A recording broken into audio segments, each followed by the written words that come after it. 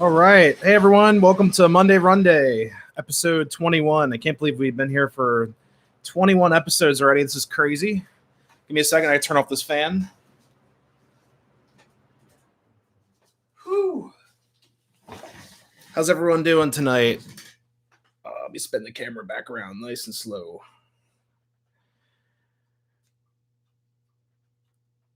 Oh, man.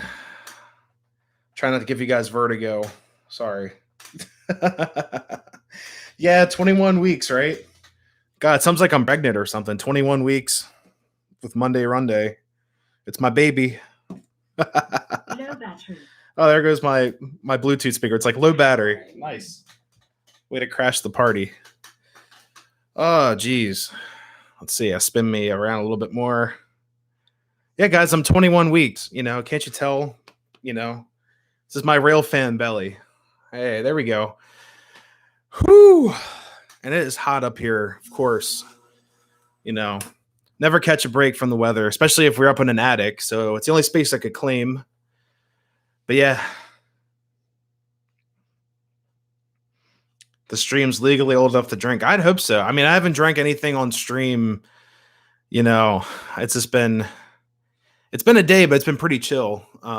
I actually set up for the stream last night, so I'm gonna have to start doing that because we're starting to go back to work in July. So I'm trying to get a routine set up so I can then race home from work, grab a bite to eat, and then come up here and stream. It's definitely going to be at least, I got a food baby in here somewhere. But anyways, I saw a couple people in here. I saw Corey from Ours Train, saw Dockman Productions. You have Jamie, Wicked, and I saw a couple other people too. It just, of course, YouTube never shows me how many people are actually here and their names and everything. But everyone, welcome to the stream. Like I said, 21 weeks in. This has been amazing. You guys have been very supportive, and we're almost at 300 subs. So yeah, almost there at 290 and counting. So it's been awesome. Hey, there's Tom from Tom's Trains and Accessories. Sorry, forgot about that tag at the end. Oh man, just busy. So Tom knows a little bit of the backstory. So the video I just posted out, it was a 1684 locomotive. That thing was a giant pain in the butt, but it came out so nice. I'm so glad I was able to get that locomotive back on track. I was showing pictures back and forth to Tom, and he was just like, got to get it working pretty much, Hey, there's Matt. How's it going? 21 weeks of hard beer. Now, I can't really drink a whole lot. Honestly, it's weird. I get really bad migraines if I drink even the slightest thing. God, it's so awful because I love a good beer once in a while. This past Saturday would have been a great opportunity to drink some awesome brews with my bros out. We were out exploring. You guys will check out that video. Be a lot of B-roll stuff because I wasn't too familiar with the location, but it's going to be a great shoot. It's just an abandoned location. No location or anything just because of safety. But we were out there with Matt, Randy from Emerald Sound Production, and also RJ78 from RJ78 Productions, and also Alan from Revenge of the Apocalypse. So definitely check out their channels. Great people, awesome friends. I had a great opportunity, like I said, to drink a couple beers, but I decided to drive an hour and a half. God, what was it? Southwest to Knoebels just to ride some stuff. It was awesome. Train Storm. Let's see. Hey, good evening. Sorry, got the mic stand in the way. Eventually, I'll get an actual setup up here, and I'm going to use a different software so I can actually do screen sharing. It's in the works. Definitely in the works. It's just for us explorers and rail fans, this is the season. I mean, winter. For any of you guys who have done rail fan stuff, winter sucks for trains on the cold. This time of year, it's go, go, go. And that's kind of why I've fallen behind with some of my Knicks reviews. I have tons of reviews planned. It takes a little bit to script them out and do the research. But 'tis the season for, exploring outside or rail fanning. And that's part of the theme for tonight's stream, for sure. Hey, look, there's Randy. How's it going, man? Long time no see. Oh man. Yeah, that's me. Oh man. So for anyone who saw the thumbnail of the stream, so this weekend I'll be at Strasbourg. I had to think of what was going on. There's so much stuff going on. Love you guys. I mean, just trying to keep up with everything. It's been crazy. How about it? Yeah, it's so May is pretty much booked entirely. Like every weekend you guys are going to get a whole like course of content. It's going to be insane. June's now filling up with crazy stuff I have planned for the channel. Some meetups in there with other channels, not my meetups. I'll probably end up doing something in August, to be honest. Hey, Van Doren, how's it going? Hopefully your trains are going well.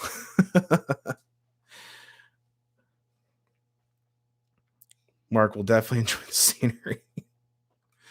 Yeah, it's been a crazy month so far. This weekend, I'm not sure if it's still on or not. I'll have to check up, but I might be in um, central Pennsylvania again doing something on Saturday, and then on Sunday is the magic day of Strasbourg, and I'll tell you guys a little bit about that.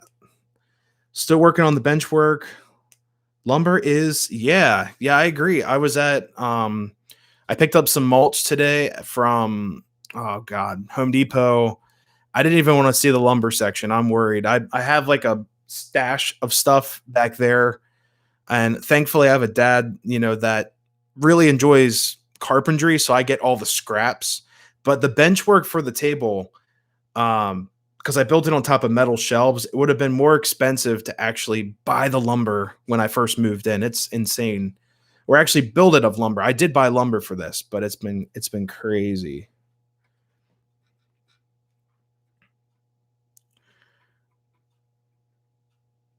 Getting very busy. Yeah. Yeah, this month is packed.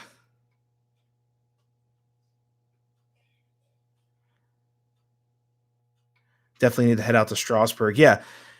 So Sunday I'll be for anyone because I don't want to start like a Knicks crossing posse. For anyone 18 and up, like 18 and up, that's strict rules. I'm gonna just letting you guys know I'll be at Strasbourg on this Sunday to check out the 611. I'm going to be there with one of my friends that works at a local railroad. He might pop in here eventually, but him and I have been talking back and forth of just trying to schedule everything for Sunday. I'll then be back at Strasbourg in July, but I'm sure I'll be over there intermittently. So, didn't it get delayed?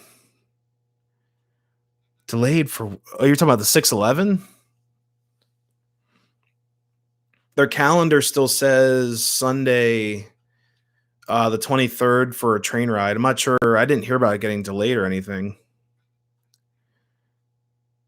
The main reason I want to go to Strasbourg is because of the Thomas unit. Yeah, you know what's funny about that? So that Thomas unit, apparently, sorry for the squeaking. There we go. That Thomas steam engine that Strasbourg has is an actual oil burning. I think it might be a Baldwin. I'm not sure. I know it's an oil burning engine from the 1920s. They completely gutted and then put facades on and everything. I love to see the 611 in person. Haven't figured out when I may go. Stop by Steamtown this weekend. Yeah, the big boy engine. One of my friends there one of my other Pennsylvanian friends, RJ, checked that out a few weeks ago, and he took a great video of it. I think he lost some audio, but he did a great like walk around. It's a beautiful loco. It's a great static display. I got to go out and see it. But I think I did see it might have been in the mid 90s or so. I did see I forgot what steam engine it was operating there, but that was the last time I saw anything move up at Steamtown. I was there this past winter when everything was closed down, but we still walked around and we posted a video. It was a really good time, but it's just still in lockdown or whatever.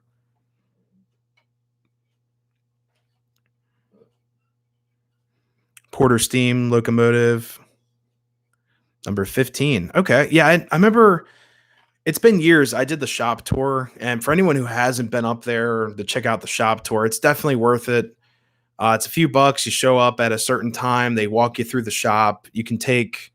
I think you can take photos. Or I'm not sure what their like media policy is, but I did that tour many years ago. They're actually spinning out wheels on the wheel lathe to send some narrow gauge railroad out in like the West. It was insane, and they had them stuck there on the lathe just to show us like how they do it, and it was a giant piece of machinery, probably about the size of this whole room, just to spin out a wheel. It was awesome. Just posted a walk around. I'll have to check that out. It's a beautiful loco, that big boy engine up there.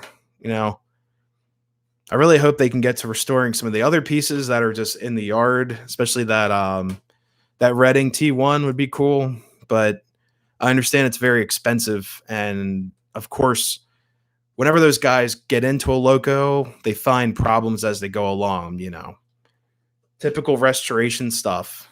It's really sad, but be cool to see that running again. Hey, Matt's back.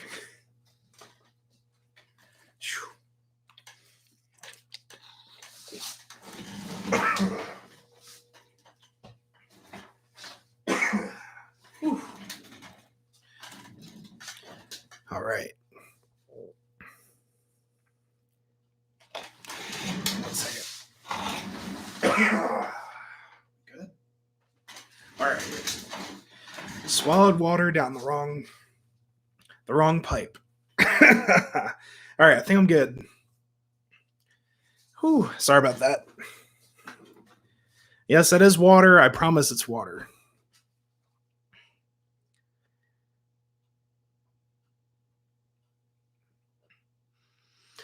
Yeah. One more one more time. All right, I think I'm good. Jeez. I'm not dying, I promise. I got all my shots, I'm a walking science experiment. Surprised so many projects are missing from the yard, and they have other projects. Yeah, don't die. No, I'm good. I'm drinking water. It just went down the wrong hatch, so I hate when that happens. I'm also battling like allergies. Yeah, it's been a day. I was just cutting the grass. All I did was cut the grass with the trimmer, and then I came inside. My eyes were like bloodshot. Nikki's like, "What's going on?" I'm like, I don't know. I guess allergies. But yeah, it's been great. But yeah, apparently there's tons of other projects um, that are kind of under wraps there, like the things you can't see unless you go to their rail fest and all that stuff, which I plan on going to whenever that may happen. But yeah, it's gonna be really cool to see what happens for the future for that site and everything. Yeah, Matt, the pollen's horrible this year, especially, well, as you know, same area and everything. But yeah, it's been rough. The fields near us just sowed their seeds for the summer. Excuse me. And yeah, so there's tons of pollen. It was really bad when they actually chopped all the corn and stuff down, and then whatever. I know Strasburg always smells like manure because of the Amish farms that are there. So anyone who hasn't been to Strasburg, just be prepared for that lovely poopery that they spread everywhere. It will knock you out, and then eventually you get used to it. But then yeah, depending on when you go, it smells bad. Yeah, the pollen's been horrible. It was crazy. So I went outside the other day just to go to work, and then we got back from something, and Nikki's like, I don't remember this tree growing this fast. And it was overtaking our pond in the backyard and everything. I was just like, when did this grew overnight? Like, how did this happen? So I had to chop all that stuff down, as you guys may know. For any homeowners or future homeowners, it's stuff you run into, and then you're like, well, it was fine before, and now it's different. But yeah, Hey, Henry, how's it going? Hopefully, you're almost done school and everything. Summer vacation's right around the corner for you guys.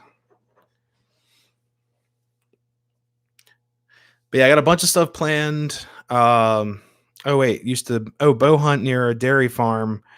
Oh God, yeah, it's rough. We have an Amish farm down the street from us. They are, I think they just have a couple pieces of livestock, and then or a couple. I think they have a couple animals. I don't even think they're livestock, but I think between that and the horses, I mean, they're fine. It's mostly the farms around us. They just cut the livestock away, and then it just create or they cut all the crops, not the livestock. That's messed up. They cut all the crops down, then we're left with this dust, and then my allergies are just killer. Oh God, a few cow pies. No, I'm good. I'll pass. Yeah. 2 weeks left of school. Hey, that's awesome. I remember those days. Um, but yeah, a couple interesting locations coming up. So you guys will, I think it depends on what you like. If you like the adventure stuff, you're going to enjoy it. I have another video to post that um I believe all the channels I was with have already posted their videos, but I'm going to basically kind of trim my video down because we were pretty much chasing unexpectedly an old trolley line in the woods. I'll let you guys see the video to see the location. But that was a fun trip. That was unexpected. We found a bunch of cool stuff, and I still have to basically edit that video down because I've been so busy with between the reviews and then, excuse me, some of my other live train stuff. Between the paper mill here and the farms. Yeah, oh yeah, I forgot about the paper mill. Yeah, those are rough. But yeah, also we went to the Strasbourg Railroad Museum. That video might be coming out. I'm still deciding if I'm going to post that or not. If you guys would like to see that video, let me know. But I was with RJ78. We couldn't get the entire museum done. We actually got kicked out. So I'm not sure if oh crap, David Strasbourg won't be in. The 611 won't be in Strasbourg this weekend. That's crazy because their website still has tickets for Saturday and Sunday. The tickets, I'll look it up right now. Because that would really that'd throw a wrench in my weekend plans. Yeah, editing plate's quite full. Yeah, same here. And then I always like doing the Knicks reviews. You guys apparently like those a lot. They're a lot of fun to do. Trust me, I wouldn't do anything if it felt forced or anything. I really do enjoy reviewing some of the older pieces. The newer stuff, I did review the El Capitan Santa Fe, which was rolling up top. It's a newer set. It's not as collectible, but it is still a Santa Fe war bonnet-esque paint scheme. I love the locomotive, so that's why I decided to do a video on it. But like I said, nothing's really forced. I do like doing the repair videos, which are you guys apparently like those too, or any like mystery videos. So I'm gonna keep up on those. I always like sharing my experiences out in the wild too. It said they would send an email to anyone who bought tickets. Wow. Holy crap. Yeah, Matt, I'm not sure if I have to talk to the contact for Centralia, see if that's still on. But I guess now I'm full on for Centralia if that's happening. Like I said, I have to talk to them. Um, but yeah, that would be the other adventure for this weekend. Because honestly, that might be the last time I'm able to go to Centralia, just because of having that certain contact there. Don't want to give away names, but yeah, that'd be like one of the last times I feel comfortable going up there because that person knows the land very well. But yeah, I'll look up the Strasbourg thing. That's a bummer. Yeah, so I'll have to reschedule that. Of course. And I guess I should friend Strasbourg on Facebook. I just don't really follow Facebook a whole lot. Like I use it to talk to people at the channel, things like that. But I'm not really on Facebook or social media a whole bunch, other than YouTube, which is a community. But yeah, it's not, like full blown like statuses and stuff. But yeah, I definitely want to check out Jim Thorpe, and also posted 3 hours ago. Oh my, it's crazy. So I created the thumbnail for the stream, and also I set up all the locomotives last night because I'm running my J class. It's a 746 recreation from Williams. I'm running it with a Strasburg boxcar. This is a Strasburg Railroad shirt. I have my Strasburg Railroad mug. Guys, look at this. So I went full on Strasburg to celebrate the 611, and then completely shot down. Oh man. Hey Ray, how's it going? 611, what's up, Nix? Apparently the 611's not up. Like I said, I themed the entire stream to this weekend. So yeah, that's funny how that works out, right?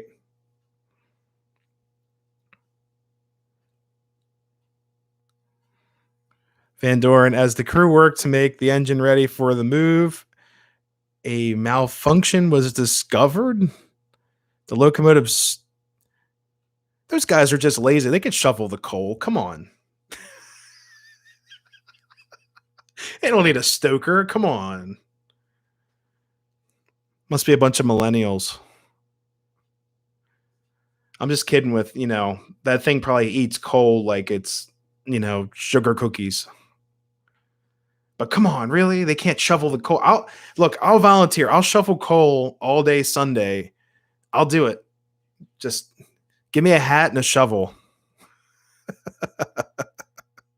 I'll do it. So 611 can run. I'll volunteer myself all day Sunday. I'll shovel coal.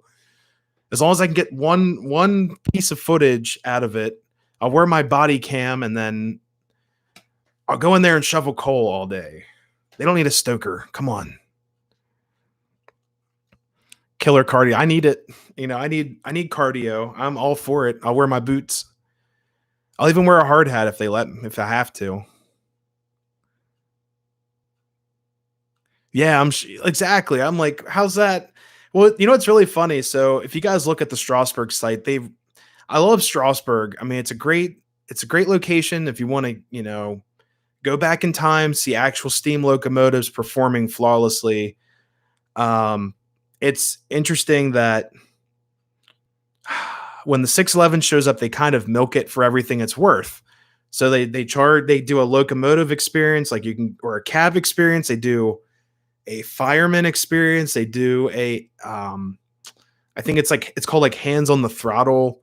There's also the whistle blow experience. It's like, why don't they have a shovel? They can be a coal shoveler experience. I'll sign up for it. I'll do it for free. They don't have to. I don't even have to pay them to shovel coal, and they don't have to pay me. I'll do it for free. Oh man, I need to work off all this beer. Yeah, I've got like a cheesesteak here, a milkshake, couple sides of fries, couple onion rings. I gotta burn off. Ray's like, I'll come help you. Yeah, exactly. I'll shovel coal. Come on, don't need a stoker. Oh man, you guys are great. And any shovel used on any steam engine really can be sold for a profit. Yeah, that's true. They'd sell the shovel after. It'd be like, you can get the ceremonial shovel once you're done busting your hump. God, it's only like, what's it, like 3 miles of track, the entire, like there and back or something. I mean, I love the location. I can't knock it, but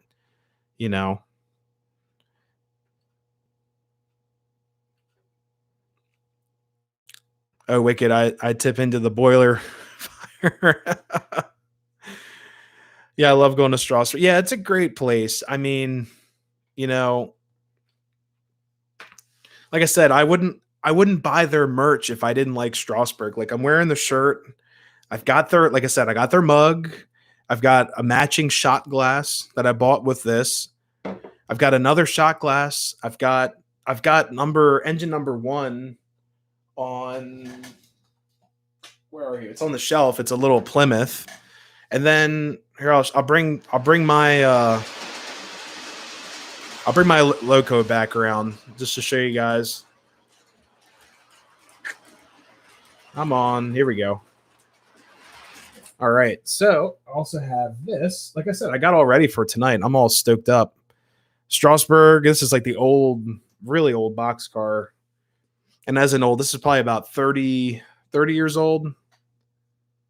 Holy moly. Built 1985. So I got an antique right here. MPC era Strasbourg boxcar. So it's got the SRC. That's the first thing that tell me that it was older. But yeah, it's I was all ready. You guys not you guys, but Strasbourg they crashed the party. Oh man.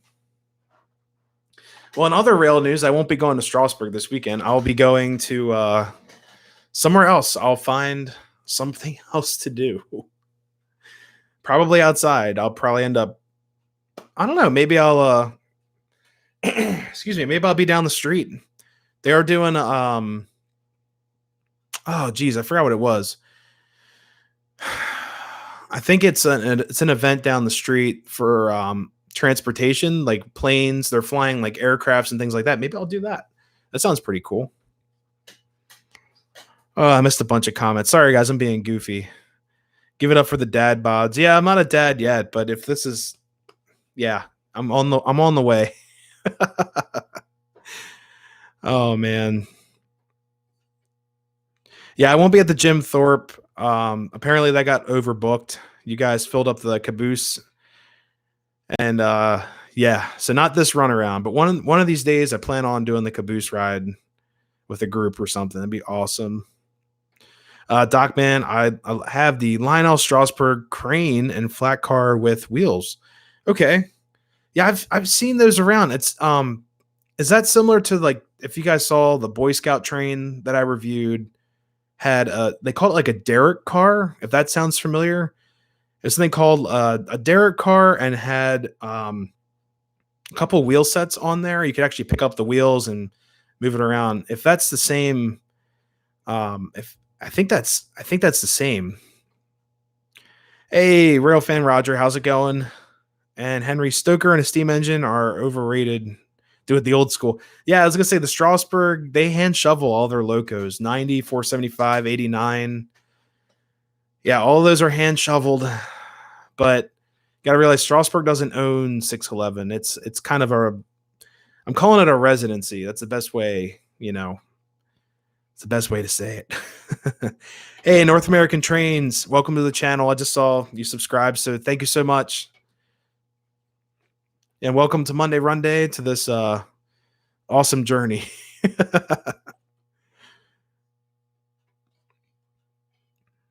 John Doe, have you tried stoking a steam engine? Have you ever been involved?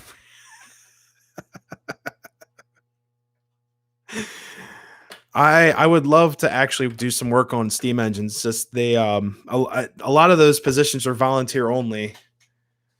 And apparently John Doe 611 is not running this weekend, so those plans are off.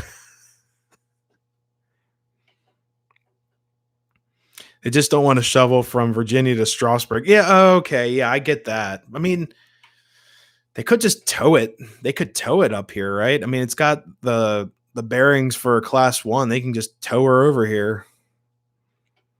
They can just get a big old NS engine and just hook her up, and they'd have to find the Northeast Corridor and then head west, I think, or it would be, yeah, they'd have to head west from the Northeast Corridor. It's right there. Boom, boom. There we go. Running up to the bar. That sounds awesome. Local. Oh, nice. Yeah, we have a excuse me, geez. We have like a country style tavern down the street. We still haven't checked out, but one of these days we will. Guess we'll have to make an appearance. But yeah, we've been living here for almost a year, a couple months away from a year. So Yeah, it's been really crazy.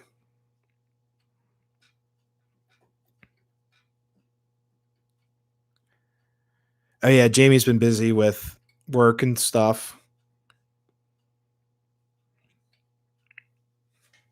Let's see.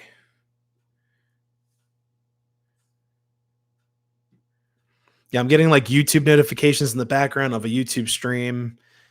It's crazy.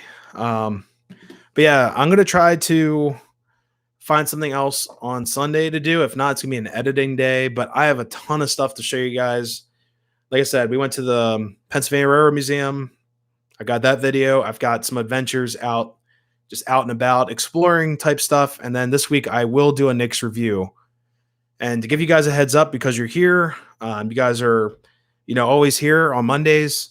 It's going to be part of my 1688 collection, which are pre-war locomotives from the I want to say the late 1930s into the early 1940s, right before World War II. And they call them torpedo nose or gunmetal locomotives. They're classic Lionel pieces, and the best part is they mimic a K4 locomotive, which is probably the Pennsylvania's most sought after, or between that and the GG1, there's like their most prized locomotives ever. So I have about, let's see, one, two, three, four. I have 6 of them here that work. 5.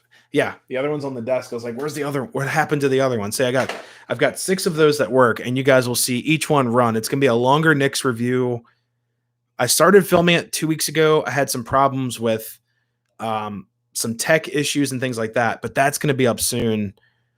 I'm hoping by Wednesday. I'm gonna probably film it tomorrow night, like refilm everything. So stay tuned for that. If that doesn't come out, there'll definitely be another Knicks review of some other piece in the collection. It won't be the 746 you guys saw. It's gonna be something else. But yeah, just how it is. You got to be on the fly, like YouTube stuff. Content can change on a dime, as you guys have just witnessed.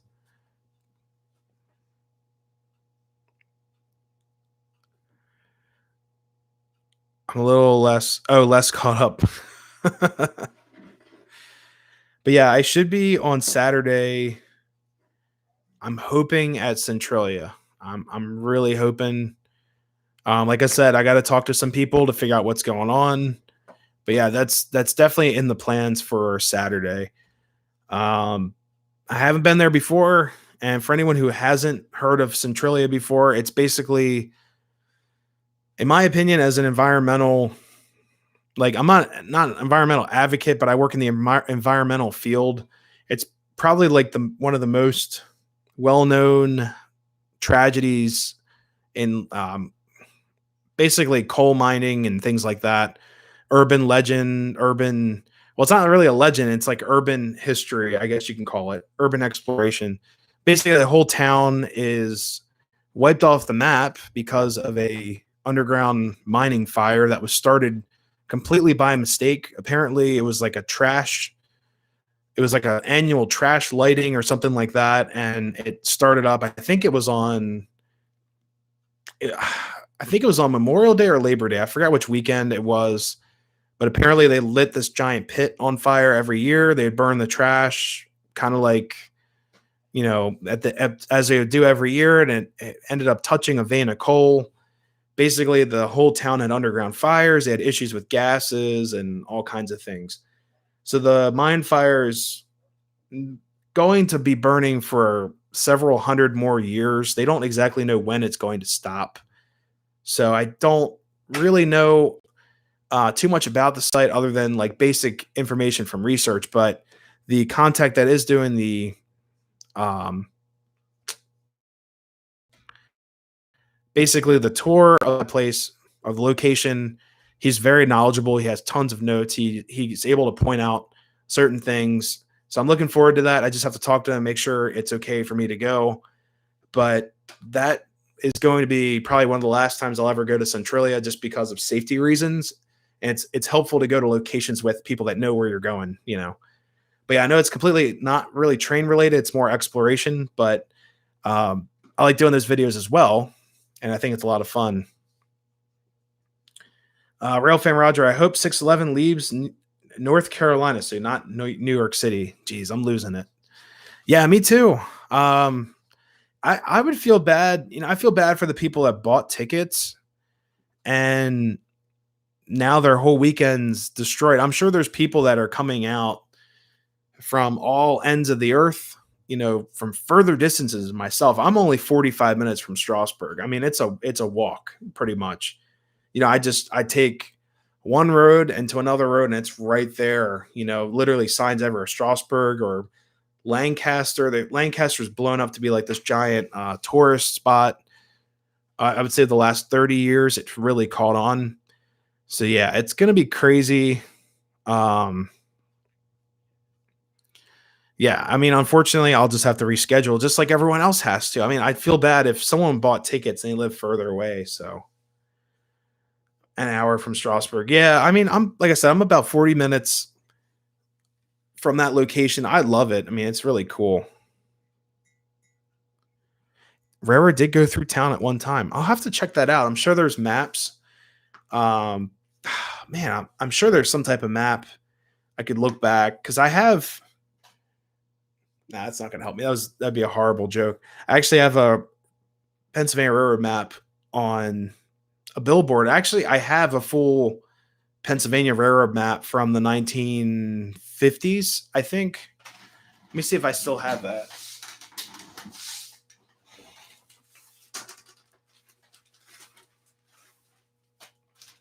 All right.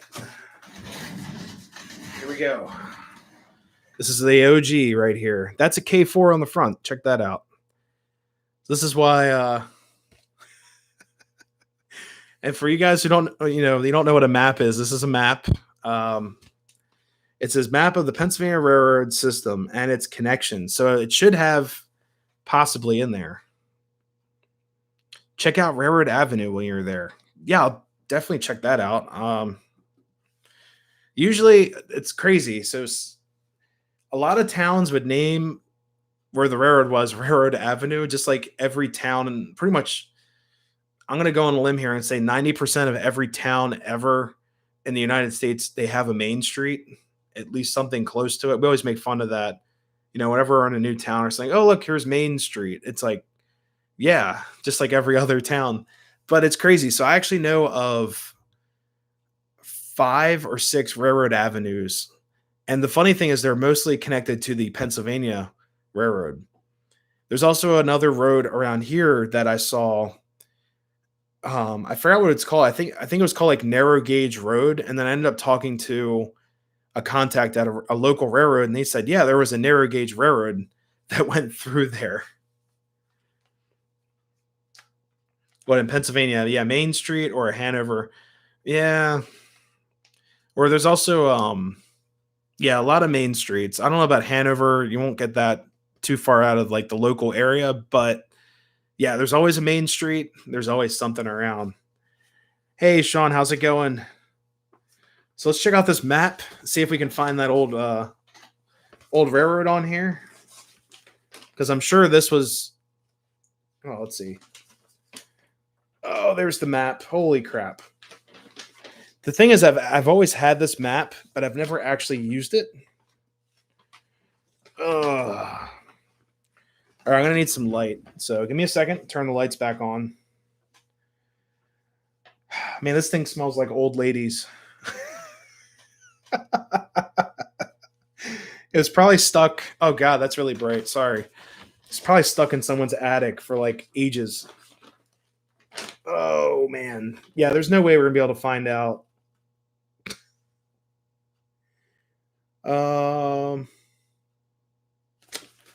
Yeah, so we would look in this area here. As you guys can see, there's Pennsylvania in this general. Oh, God, did I just point out? Yeah, Pennsylvania right near. It looks like all the red lines are all main lines. Oh, look at that. That's so cool. Like the compass rose is a Pennsylvania keystone. Very cool.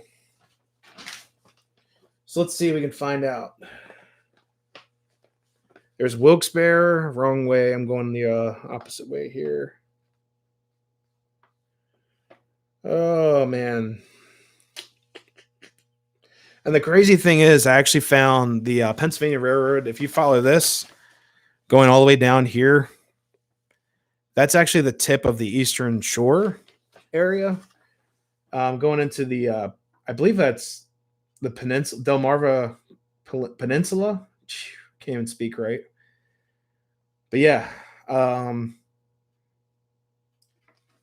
yeah. Unfortunately, I don't see it on here. If I really looked, I'm sure it'd be on here. But it looks like there's just major towns on here.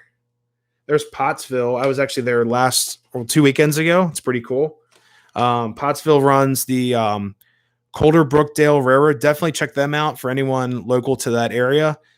That video is going to be out soon because that was just so much fun. We actually got an indoor, we got a cab tour while the locomotive was still running, and that was with RJ78 as well.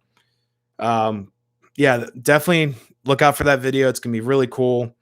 And we did a couple of railroad, kind of like rail fan sites that they told us about to check out. And I literally had the diesel locomotive and the wheels were like up this high to my head, just going right by. So insane. It's probably the craziest thing I've ever done. Literally, the wheels were right next to my head going by off a trestle bridge. So yeah, definitely look out for that video. It doesn't look as scary on here compared to actually being there, and that's one thing the camera doesn't do it justice. For anyone who's done rail fanning before, as you know, trains are loud and heavy, very heavy objects. So you usually don't want to be standing too close, but I didn't really have a good spot to stand in because it was literally me here. Sorry for hitting the mic. Me here and then just downgrade off a cliff. So yeah, it was a lot of fun. But yeah, I can't find that railroad on here. I'm sure it's on here somewhere. So I might have been too far east. And I honestly should frame this thing. Yeah. I might be, yeah. So yeah, definitely not on here. These are only main lines. It appears to have some spurs and things. You might have to look through with like a magnifying glass. Lehigh Valley. Okay, so yeah, that won't be on this map. That's a different map I don't own yet. So yeah, this is definitely gonna have to get framed. Like, look, there's a GG1 just chilling there.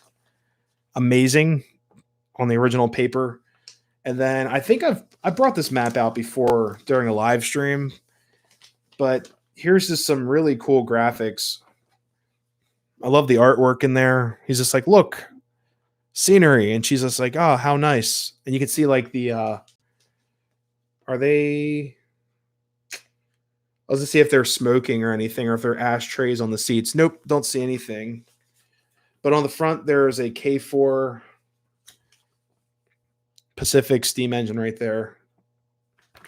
The K4 was, like I said, it's probably one of the most iconic, between that and the GG1, they're the most iconic Pennsylvania Railroad engines ever made. I'll go out on a limb and saying that as well.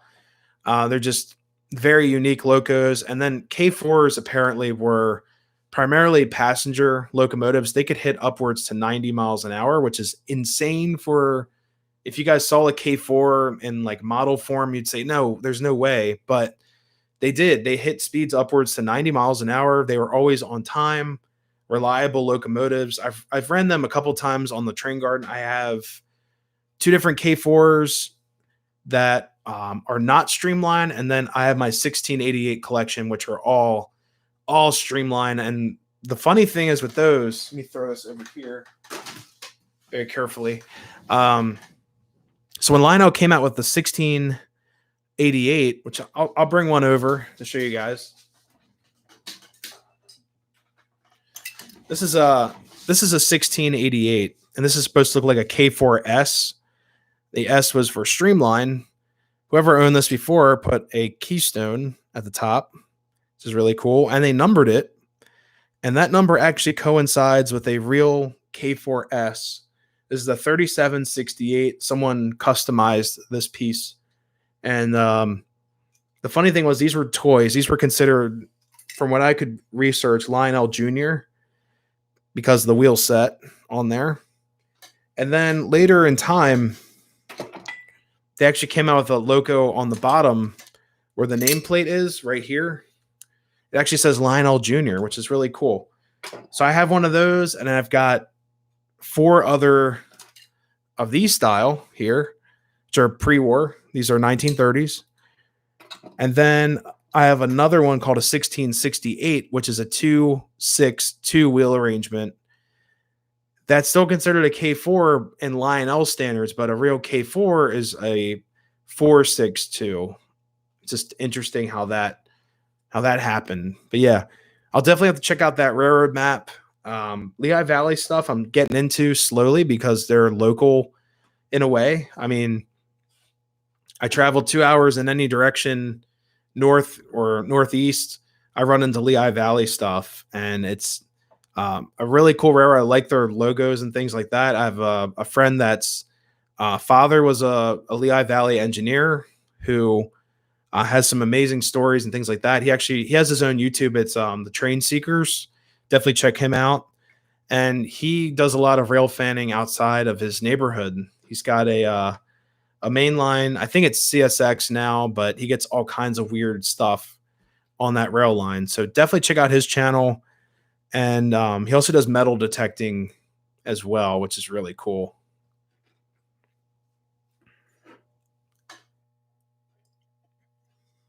But yeah, let's get to running some trains. Like I said, unfortunately, no 611 this weekend. So I'll still run my 746. Yeah, at least this J class doesn't need a stoker. It just needs electricity. So here, I'll show you guys this real quick. TV Tech. Hey, how's it going? I got a 2026 and a 2034 this weekend. Both projects that need work. If you need any help with fixing those locos, just reach out to me on Facebook. 2026 is going to be a nightmare. I'm just letting you know right now. Before I get to running trains, give me a second. I'll show you guys what the 2026 looks like. Because I've got one. Actually, is it in? Yeah, I can grab it real quick. Let's see.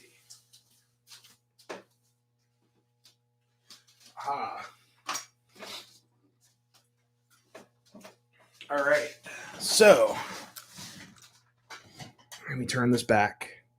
So hopefully this helps you out. So this is my 2026 right here. This is a 1940s piece, late 1940s. And yeah, this thing runs like a top, but the side rods, this bolt actually came out, and I actually had to replace the bolt on there. Then whoever owned this before, I'm actually getting grease all over my hands. So let me set this guy down. Nice heavy locomotive.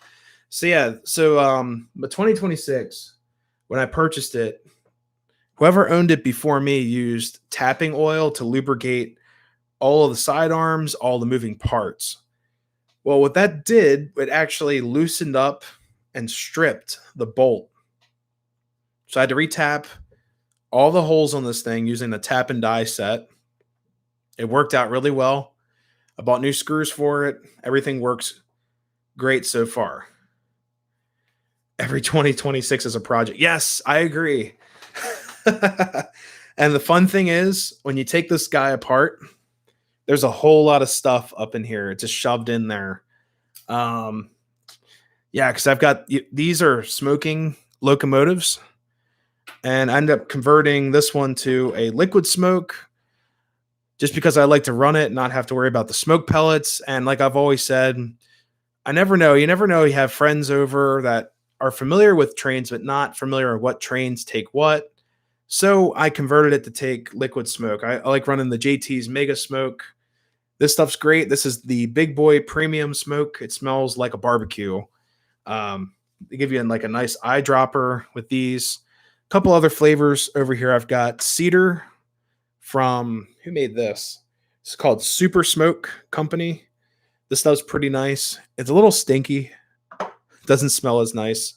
I've got Proto Smoke, cinnamon roll right here. That's for the lady downstairs, so she doesn't complain about my smoke. And when they're away, I like firing up Proto Smoke Diesel. So yeah. Yeah, I got all kinds of flavor. I got more stuff on the other table too. I've got the normal Lionel Smoke Fluid, which I hate. It tends to blow stuff up. And basically it's a mess. So yeah, I try to use the Lionel Smoke last. I got another bottle of JT Smoke over there that's like the classic smell. But I like this one. This one's really gaining on me. It's like liquid smoke from like Burger King. It smells like bacon, and this was like $6. So it'll last you a while. DB Tech. Yes, I repaired a 2016 and a 2018 last year with a similar, which is similar. I'm sorry. A lot of parts. Yeah, it's this guy fortunately had all the parts with it. Like I said, I just needed new screws on the sides or bolts. And like I said, I had to retap the wheels using a tap and die kit. And these threads were set when on the replacement parts as a 440 screw.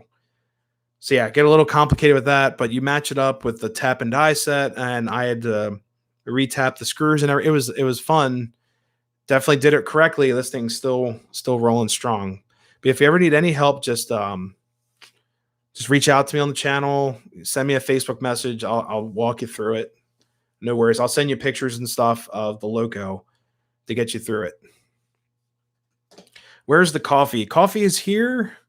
I'm running new stuff tonight. It's some like crazy high energy coffee. I love it. And it's so dark, it makes the mug look even lighter than what it is. It's crazy. Nathanator 6638. How's it going? Can the modern smoke fluid work with post-war engines? Now, it depends what type of smoke unit your engine has. In the post-war era, there's actually several different kinds of smoke units. According to research I did for my last video, Lionel actually used, they call them smoke lamps. It was a lamp that would actually melt the smoke before putting it out, and it was like a little light bulb looking thing. I'm not sure how those operate, but those were put into the 2020 steam turbine engines of the late 1940s. It's like one of the earlier smoke units. But after that, Lionel converted everything to the pellet smoke system using, they call it a bowl smoke unit. Unfortunately, I don't have one of those to show you guys taken apart at the moment. But the bowl smoker is what's inside of this. And also any other post-war engines that I own, I actually converted them from pellet smoke to liquid smoke. And that's the other thing. So if you have your bowl smoker already using pellets, you cannot add liquid smoke while it's using pellets because it will make a horrible chemical reaction. So don't do that. If you can, do a little bit of research, figure out what smoker you have or what engine number and everything, and then try to convert it to a liquid smoke, which really all it is, it's the same internals as the pellet smoker, but what it's doing, it takes all that old stuff out from the pellet. You're basically starting new with liquid smoke. That's the best way I can explain it. But whatever you do, if you look it up, it says pellet smoke, and they've always used pellets, do not put smoke fluid in those locos. It will destroy those smoke units. But you can use modern smoke fluid. If the loco has been converted for liquid smoke, you can use that in these engines. It works quite well. So yeah. DB Tech. So does it matter if you put the smoke fluid in those old and same thing. If you can do the research, find out, did you ever use smoke pellets in there? That type of thing. It gets kind of complex. I'd hate to see you guys destroy your stuff. But what I did with mine, you can get a conversion kit from eBay. I have a contact actually in Red Lion, Pennsylvania. He sells the conversion kits for, I think it's $7 a piece. And what it is, it's a cap, because the cap that's on top of these smoke units is going to be metal. The one he sells is plastic. And what you do, you scrape everything out of there. You run the positive side off the light bulb to the resistor. The resistor gets put on the inside of the cap. That sits down onto a wick. You basically soak the wick, and then that wick is primed, and then you put the cap on, and you ground the end of the resistor to the body of the smoke unit, which basically grounds it out. So you create resistance, and it works. This guy's got it. 2025 down on the floor, which it shouldn't be on the floor, but it is. She's got one too. My 736, which is on the floor back there, has got a newer smoke unit. And I can actually show you guys if you'd like to see what that looks like. But yeah, I know it's kind of crazy. Hey, Randy, thank you so much for stopping by. Yeah, hopefully I get those other adventure videos up. Always fun hanging out with you guys. It's just been a really hectic month and all kinds of crazy stuff, but I'm sure there's tons of other things this summer we'll definitely catch up and hang out. And this last weekend was awesome too. You guys are awesome to hang out with. Back and had to go to another bar about 3 miles away. First place was closed, but it's only 9:00. I mean, come on, really? But hey, I'm gonna take this guy down. I'll show you guys what these old engines with the converted smoke look like. Ah, you're so heavy. This whole thing is all die cast. Oh man. Jeez. Oh. All right. I'll put this. This is a 2026, just like DB Tech was talking about. And hook it up to the tender. And what this what the 746 that I have is basically a Williams, they call it like a classic rendition series or something like that. Let me look at the bottom. It is a classic, they call it the classic reproduction series, also known as a pretty much almost like a counterfeit. A real 746 Lionel goes for several $100s. So I did some research on them this weekend. You can usually find a 746 for around, I think, $600 to $700 with the engine and tender. So kind of crazy. But yeah, here we go. This guy likes to smoke. And she's pulling some MPC era passenger cars.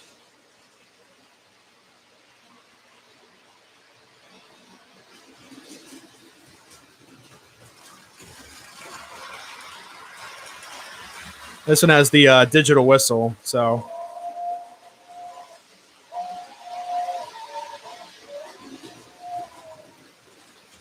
There it goes.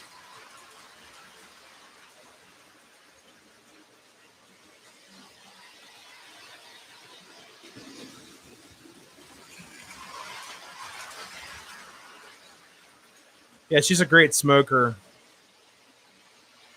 I noticed your 2026 has metal pipes on the side. Are you talking about the grab irons here? Are you talking about these guys?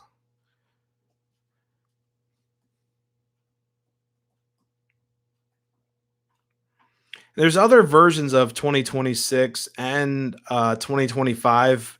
Basically, what happened was because of the Korean War effort, they stopped making certain designs of these locos, which was basically for the war effort. Like they wanted more precious metals and things like that to go towards the war effort.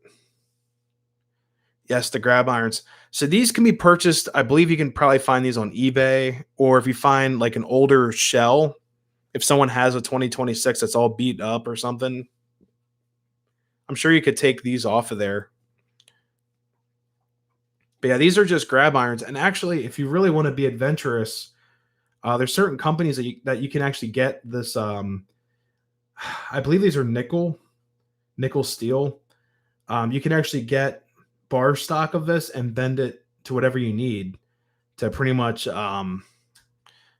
make whatever you have to fabricate. I've done that before on some other engines that these were all like rusted or frozen, or the little tabs holding it on, the little points. I forgot what they're called. But basically, those were rusted out.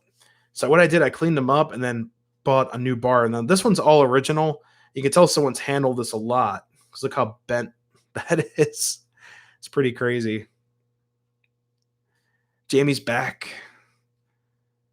I'm back with my dinner. Can finally relax and watch the interact. Oh, and interact more. Awesome. What's for dinner by any chance? I actually forgot the first place is closed on Monday. Who closes a bar on Mondays? I mean, that's a horrible like move, especially during like football season. But yeah, we'll get this running around again. Get some smoke going. The digital whistle is. I'll bring it around. I'll play it for you.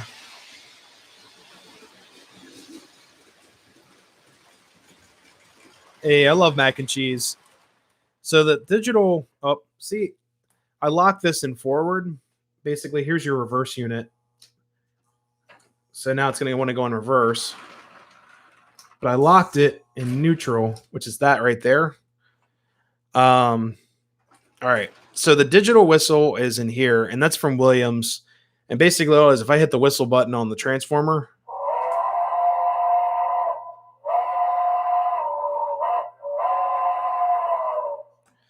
now if you guys could hear that, all it is basically just a little program whistle that Williams trains through like in everything. It's some of their earlier stuff. It's right before they started doing like the sound blast and all that stuff. But yeah, it's just a whistle, and then there's a bell. It sounds like someone taking a hammer to like a piece of sheet metal. It's not very appealing. And their diesels are like the same way. They have the same like programmed horn type of thing. It's just basically a way to get by, you know. I really wish they put an air whistle in this tender because it's supposed to be a reproduction series. God. So I thought they would put like an air whistle in here, especially having like the scoop underneath. They would put the air in there. So yeah. Homemade baked mac and cheese. That sounds awesome. Make it a lot. Velveeta. Hey, that sounds awesome as well.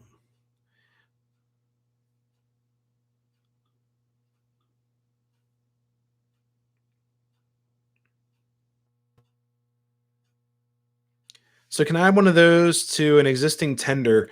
There's other options out there, to be honest with you. I wouldn't add this whistle in it. It's not very it it makes noise. But there's a company called Electric Railroad ERR, and they sell what they put in the Lionel Legacy boards and things like that. You can get all kinds of sounds and things, different whistles, things like that. You could actually spend, I think it's around $175 or so. Yeah, you'd have to look it up. And basically, you look up through their sound programs, you can install a board in here to completely customize your train. They even have like a chugging modification. So you could make a tender like this sound like one of the most expensive Lionels if you really want to. I do want to buy some ERR stuff, but right now the money just, you know, my money has to go in other directions, you know, such as keeping my house afloat and food on the table, things like that. If I had some money to throw around, I'd definitely consider doing an ERR project once in a while. But I might buy one, see how it goes. But the way they sell their projects is you get the board, you get your speaker. Then after that, the sky's the limit. You can add chugging smoke, chugging. Um, there's like a chugging switch that uses a magnet, all kinds of weird add-on stuff. Like I said, the sky's the limit. Lights everywhere, everything.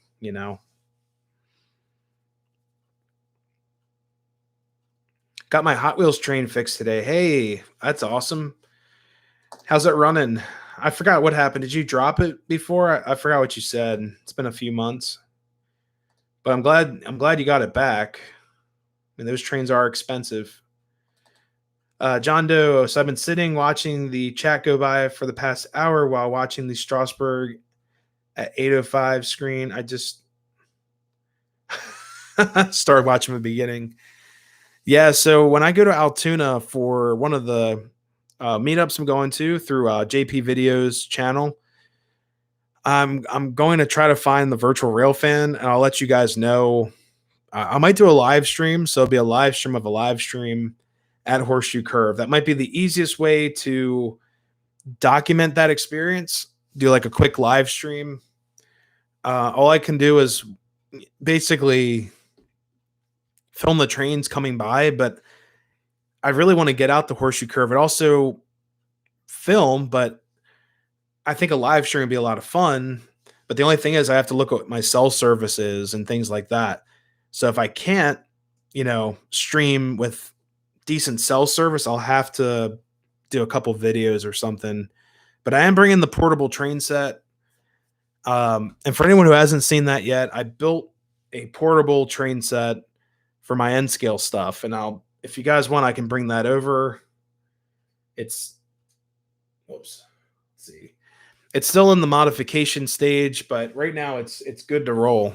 I was actually going to run trains outside this weekend. It just never happened because everything going on.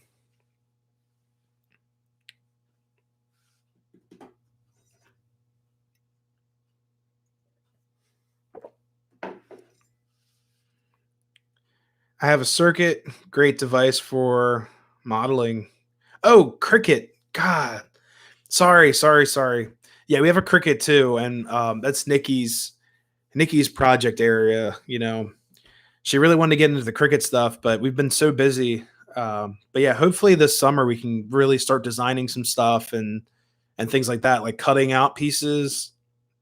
I do want to get some type of printer. I don't know if it's gonna be a 3D printer or a resin printer. I was actually asking Jamie; she's the expert on that stuff. So yeah, I have to look back through a couple models to figure out what I can afford right now. And I do realize for those types of devices, it's the amount of money you put into them. You definitely get what you pay for, and the features, and then there's software and all that stuff. Like I really, really would like to get into printing some cool stuff. Definitely models and people. I think it'd be a little bit cheaper too the best way I can think of it. So Woodland Scenics, for anyone who doesn't know, Woodland Scenics makes the powder and the scenic stuff for your train layouts, train gardens, whatever, trees, people, accessories, lights, anything scenery wise for railroads, even buildings. Just a pack of a couple figurines can go for around $30. So that comes with a handful of figurines.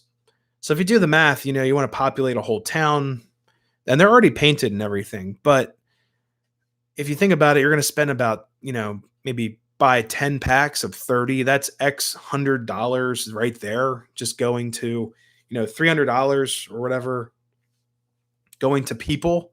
I'd rather spend the $300 and buy a 3D printer, print out the figurines, and then paint them. So be really cool.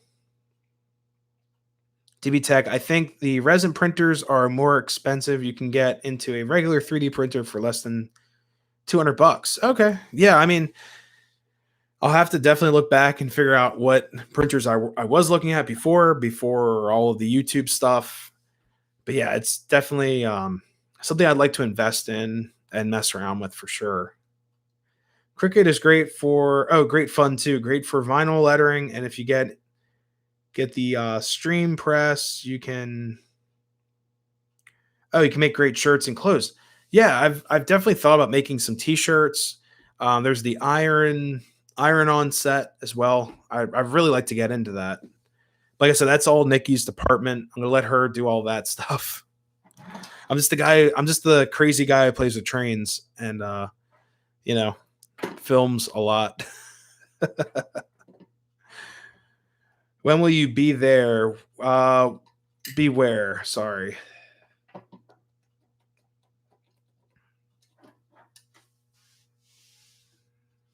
But yeah, I can actually show you guys the yard. The yard is actually done too, which totally forgot to mention that I spent pretty much all of yesterday because we had a really bad thunderstorm where I'm at, and I was like, "Well, perfect timing. I'm going inside.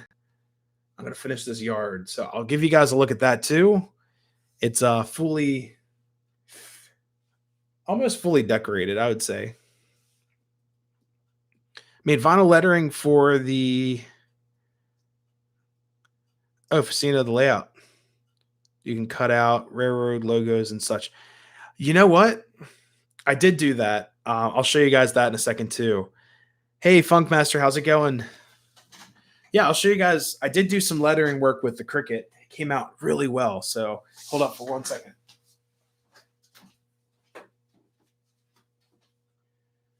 Oh, where is it?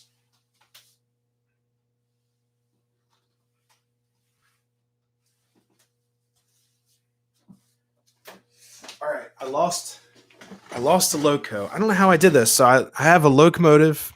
It's post-war. It's called 736. That's its road number. And I found it. Here we go. Oh. This is what a Cricut can do. So I redid the lettering on there. This is the one I repainted. It looks all shiny and new. But yeah, right there, 736. That was a Cricut project because the lettering on here was completely worn off. It looked really bad. And I was like, well, I'm doing a full paint job on this, so I might as well. Thank you so much. Yeah, this definitely check out the video. This engine was in 3 or more floods. Yeah, this is an original 736 1950s post-war. But yeah, this was a mess when I got it. Basically what happened, it was a relative. They said, I've got this old train. Do you want it? And I said, yeah. And she pulled this out of the basement. And I was like, well, where are the cars and everything? She's like, oh, well, X whoever took them when they left. They left the engine because they said it's a pile of junk. So I put this engine on the track. It worked. It works great. Let's see. Put this underneath the platform. She's heavy. But yeah, so I basically got a 736 for free and it just needed some work. That one also has a new smoke unit in it, so it works flawlessly. So I'm going to show you guys the yard. Then we'll get to running some trains. I promise we're going to run some trains. We'll do a night run. All the fun stuff we do here at Nick's Crossing. I love doing different color lights. Yeah, things like that. The 736 had a variety of tenders anyways, long, short, act. Yeah. I think this one would have come with the 12-wheel tender, which are very hard to find for a decent price. You can find them here and there. Actually, whoops. Mic stand's making all kinds of cranky noises. We good? There we go. Yeah, so this one, she had pictures of it. It came with a 12-wheel tender. I forgot what number it is, but it's the one that has all the fancy stuff, the handrails all over it. Most expensive tender of, at least to my knowledge, of the post-war era. So, yeah, she had that and it's gone. Of course. And then the funny thing was when I went to purchase the tender for that loco, this guy was really trying to like shyster us into buying this tender. It didn't work. It sounded like crap. It was a whistling tender. And I want to say, I'm not sure what number it was, but it needed a lot of work. I actually rebuilt the entire inside with original parts. I just had to clean out everything and then go from there. But we were ticked. He was like, "Oh, it's the only one of this and all that." It's before we got into post-war stuff. It was my dad and I was much younger. Nowadays, I'd tell the guy to pound sand in a nice way, and then I'd find another tender like on eBay. But this was years ago, years and years ago. The inside of those tenders, yeah, yeah. Um, oh yeah, yeah. The logo on the box. It's my computer's under it. I'm not touching the computer. I do have to plug the computer in, which I completely forgot to do. So give me a second. I will do that. But yes, yeah, what the guy did that really irritated us, and my dad's, he doesn't get angry very easily. Same with me. We have thick skin. We, we're pretty nice until we have to be, kind of aggressive or whatnot. You could tell the guy was just really ticking off my dad, and he basically said like he was a jerk to us, and he showed up with a bottle of WD-40 and sprayed the armature, and he's like, "See, look, it works." And he hooked it up. It actually flared up and everything. And what basically made us come back to buy it, he said, "Look, if you buy it," he's like, I'll give it to you for $50." And we're like, "Whatever." But we had no idea what post-war stuff was at the time. Before this vast collection that I have, it was let's see, plug this in. It's basically prehistoric Nick's Crossing. I think I was still in middle school, so that was at least God, X plus 10 years ago. Many years ago. I think I was like in 7th or 8th grade, 7th or 8th. So I'm not gonna tell you guys how old I am, but I'm old enough to, live on my own and everything. But I was just a youngster, and I didn't have a, eBay account, which is eBay is very, very dangerous for us collectors out there. Hey, Rail Fan Rogers back. Using my Markland trains. That's awesome. Yeah, those trains are like really, really well built. Um, I've only seen them a handful of times. Actually, at Disney World, they sell Markland. I think they sell Markland trains in the, oh God, I think it's the English or German pavilion. But yeah, I'm going to show you guys the yard. I'll spin you all around. Oops, there's the shelf. You guys can see I have some projects going on the desk. And welcome to the new yard. Yeah, check that out. Say all day yesterday, I spent was it the haunted crossing? I actually have the crossing gates off, so you guys won't hear them until we get running trains. But yeah, here's the finished yard. I did a lot of scenery work in here. Yeah, a lot of scenery work. It took forever to get this. Like you guys saw it ballasted. I did all the green work and everything yesterday. And I even gave my high railer a nice parking spot right here. I'm hoping to put some other scenery like in this area right here.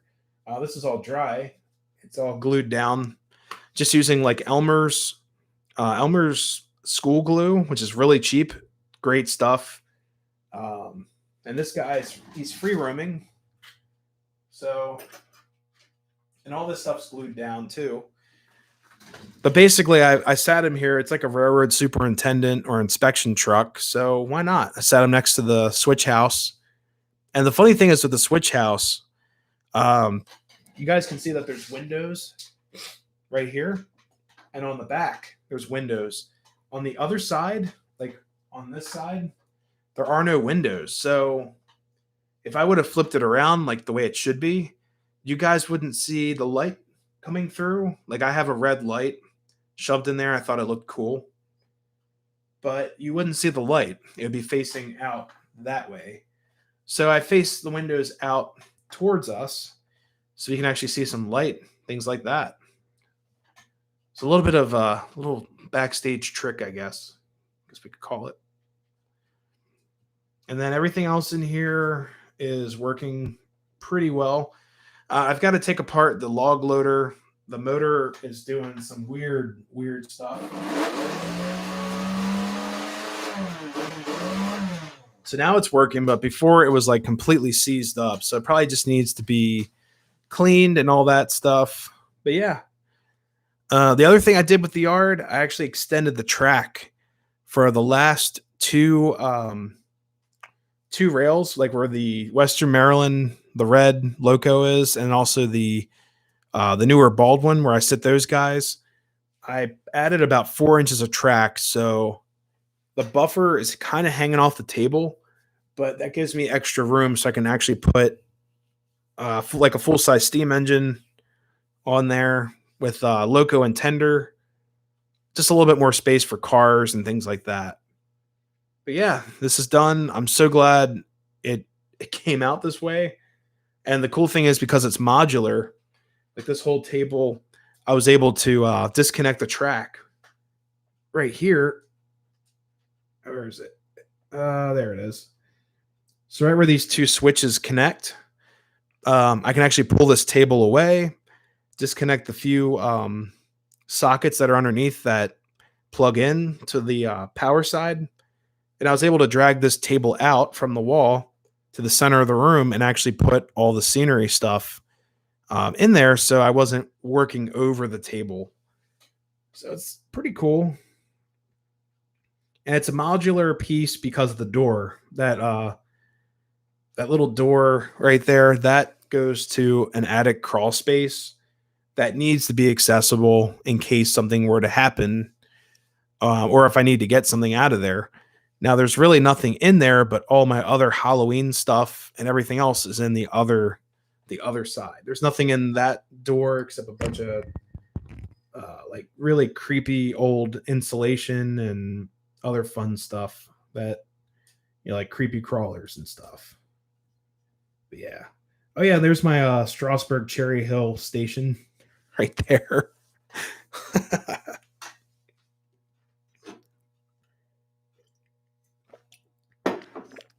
But yeah, we can get to running some trains. So oh, Jamie, sorry. It's nice job on the yard. Turned out great. Thank you so much. Yeah, it's I wasn't expecting it to turn out this well. I mean, I was kind of afraid I'd mess it up. But yeah, we're gonna run some trains. So spin you guys around nice and slow. So up top we have, if I can get this camera to work right. All right, we have a Santa Fe. Of course, you can't see the engine, which is the best part. We have a Santa Fe El Capitan Lionel set with loco sounds, all kinds of fun stuff. And way back there, where the crossing gates are, we have a Lionel GG1. And right now, we have my 2025, which is right there. Actually, sorry, 2026. 2026, not 2025. But yeah, let's get these guys a rolling. We'll do some different runs and everything. But yeah, all aboard. Here we go. After I put this train in drive. Here we go.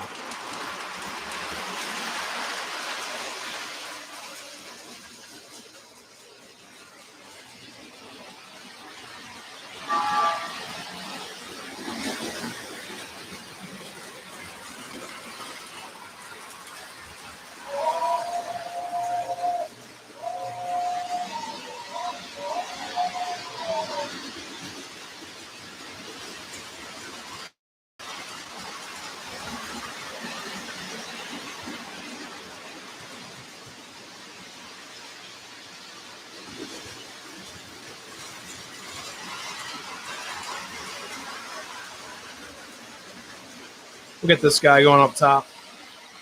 Here we go.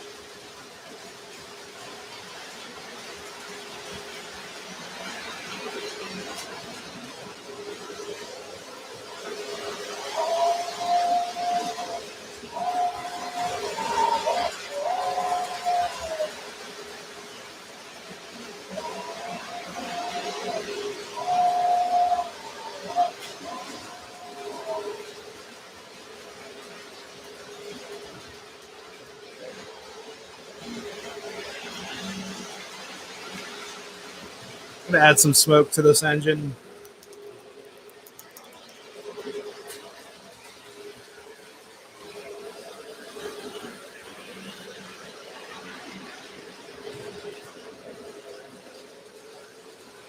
All right. Fully loaded.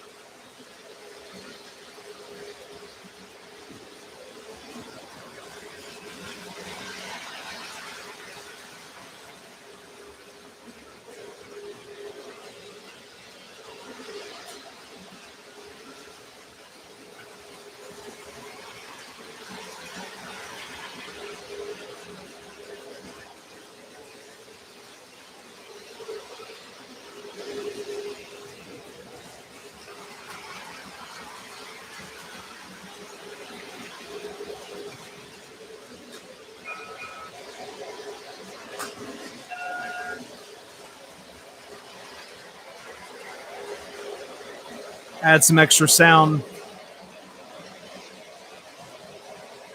I always love hearing those locos on idle. So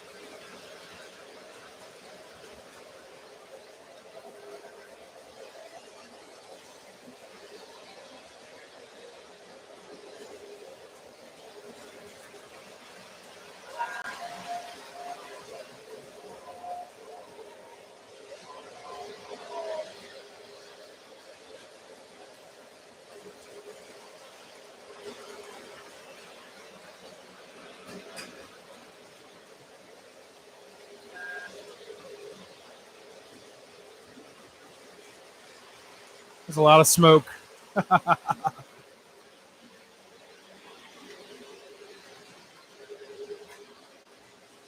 Unfortunately, the Western Maryland does not smoke, so I wish it did.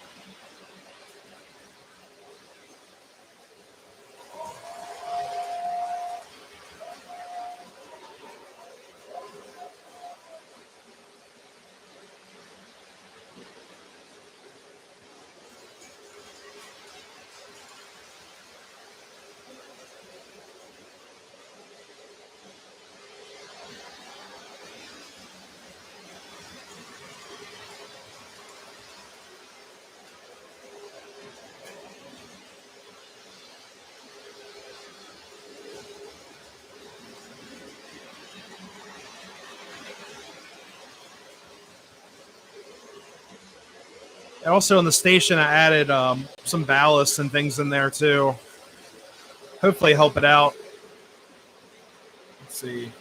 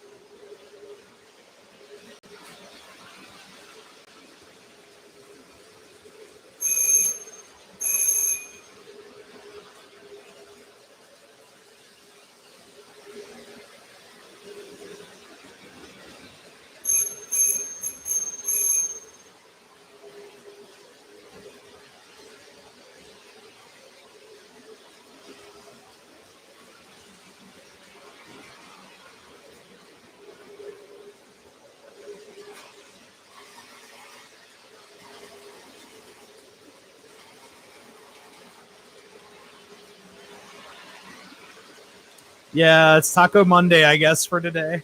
It was Nikki's idea. It sounds great, honestly.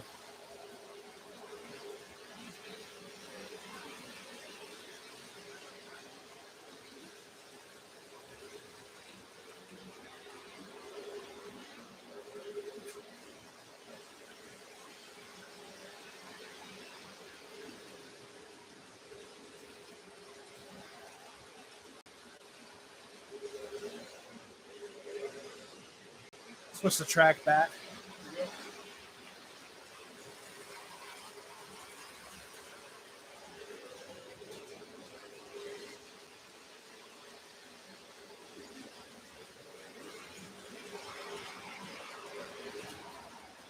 Woo.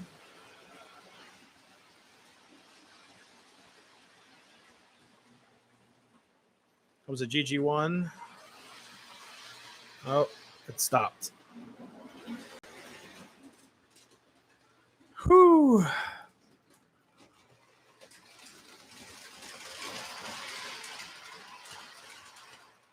So yeah, by mistake, I put the cedar smoke fluid in the 2026, and it's like really smoking me out. Using a lot of power there. Hopefully the lights don't go dim. See how are we talking about the accessory side or the train side? You know what's funny? If I actually turn on the box fan that I have up here, The lights do flash, so yeah, a lot of power. But it's all for fun and games, you know. But yeah, so all the accessories in the town, basically anything working off of both, a lot going on. So all the lights in the room, not the train layout, the blue light there, and also the red lights behind me on my train shelf. Those are all LEDs, and I love that look. You know, especially that Santa Fe. I mean, check that out. It's like popping out of the wall. It's really cool. Gives like a blacklight effect, which I really really like. So yeah, so all the accessories in town, all the town lights, um, any operating accessories. What else is there? Any sound making devices, anything on the layout, excuse me, that's accessory based is being powered by an 18-volt, I think it's 8 amps, 18-volt Lion Chief style transformer. Basically, I cut the terminal plug off the end of it. It was given to me as a gift, and it's the perfect thing to use for accessories. It's pushing out a ton of power. I'm actually in the process of converting my screw base lights to all LEDs because they will draw less power. So hopefully it kind of evens out the train layout a little bit. There are also certain accessories I shouldn't have wired up on certain circuits. For an example, I have a Lionelville. I'll show you guys. It's a Lionelville sign up here. And let's see. Oh, there go the crossing gates. Let me turn them off. So as you guys could see, if I flip this on and off, that light in the signal house turns off. That's also hooked up to the accessory power. So what I did, I wired this up as town lights and accessory power. So the town lights are on and off by one switch. See how dark it gets in here. And the other lights are hooked up to the accessory power. So by mistake, I wired up the Lionelville sign to my town lights, which means when it's on and off, because it draws a ton of power, the lights in the town blink. I'm thinking if I did it the other way, hook that up to maybe a straight accessory line out of the power brick, it wouldn't do that. Or maybe set it up on a separate power supply so it doesn't make my whole town lights blink. And I think that was also messing with some of the lights. They were overheating, things like that. But yeah, and also for my track power, I've got the 275 watt Lionel ZW from the 1950s. I love this thing. It's great. Yes, it only has a whistle. You can see it right here, whistle side. Well, there's direction here. On the other side, if you flip this little switch here, that's for whistle. Then the other side's for direction. But if don't know what that was. Basically, if you would like to have a button for the bell, basically what that is that let's see. This is for the original whistle button. If you wire it up in reverse, you can activate the bell. So I do have two of these. I am going to hook up. Probably I'm going to hook up one of these for my upper track, because if I run this transformer with just this inner, here, I'll show you guys, because you can run 4 trains using this. And because of this right here, you guys can hear the engine start up. This little tab here is technically another train, but that track does not have a whistle button because the whistle button and everything is just for the my outer 2 fins. So if I hook up this whistle or bell button, I can get whistles and bells to go off up top. So yeah, that's in the works. Probably have to mount these. These things are pretty clunky, and what it is, I believe it's just a I think it's a rectifier circuit. It basically takes the AC coming in and then converts a little bit of that AC into a DC pulse, which then tells the whistle or horn to activate. And back in the day, it would have been a little solenoid in there that's hooked up to what we call a relay. And that power, when you apply power to the relay, it basically opens. So when you guys run those old whistling tenders, that relay is wired to be open. And then what closes it is when you apply that DC pulse, and it basically interrupts that interaction and it closes the circuit. Then it uses the AC off the track to power the whistle. So I only know this. I only know this stuff from opening up the stuff on my own, watching how it works. It's pretty ingenious stuff, especially for some of these products. 80, 90-year-old technology. I'd love it. It's awesome. All electromechanical, easy to fix, no circuit cards required, type of thing. So it's really cool.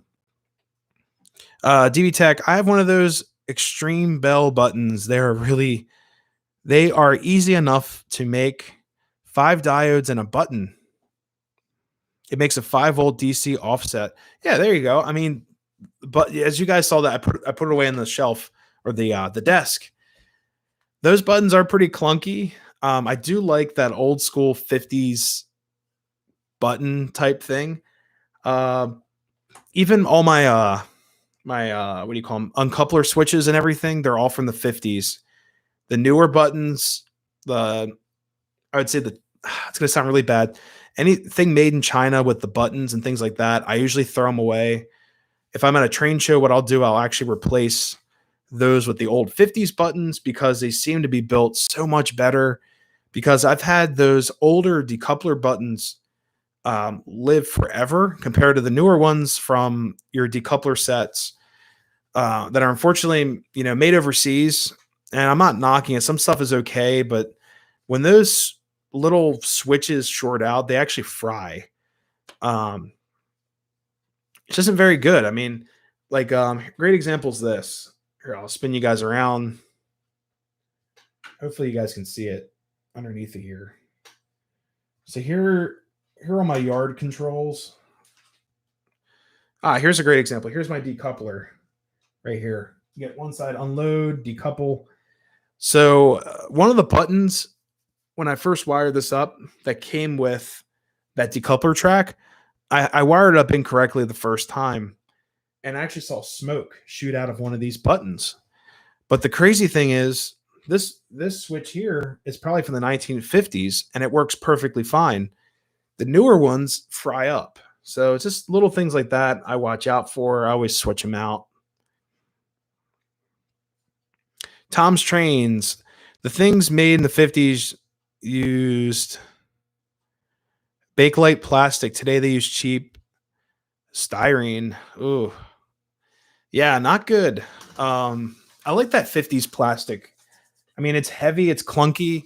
Now, my only complaint with some of the 50s plastics, it can be very brittle if you leave it out, such as my switch tower. They do fade. And also, you have to be careful if you drop them. There's always a risk of dropping a train. I do not. Don't test it. Let's just say that. Don't test dropping your trains. They may live, they may not. I've dropped trains before. It's not fun. I've had trains shoot off the desk. It's awful. But yeah, the 50s plastics are very nice. It's just sometimes they can be brittle. The NPC plastic, I guess that's the way to say it. That plastic seems a little bit more hardy for the cars, at least the cars, not the locomotives, because that weight, they're so front heavy. You drop an NPC era diesel, it's most likely going to bust up in a million pieces.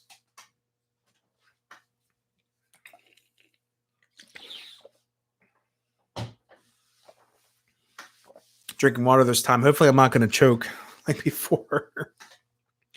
But yeah, great example. Let's see. So these cars. Yeah, here we go. So these Pennsylvania coaches that we have here, these are very hardy plastic cars. If you guys ever find one of these sets, it's a 1600. I believe it starts at, let's see, yeah, 16001. Then we have a 16022, which is the baggage car, which is a little bit harder to find for what I could tell. Let's go a little bit further. We have 16002. And then the last car, I think, is 16003. Yeah. So the observation car at the end is 003. These cars could last, through like a tornado. They're really well built. It's just the only thing is the dang couplers. The couplers are a menace, and whoever owned this before actually took.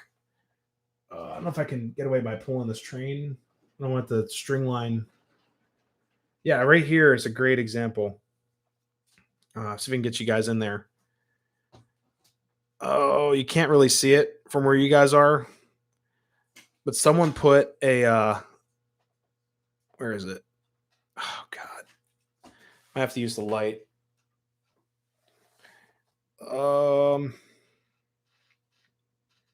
It's hard to see, but someone put a wire tie around this. Check that out. Right there. There it is.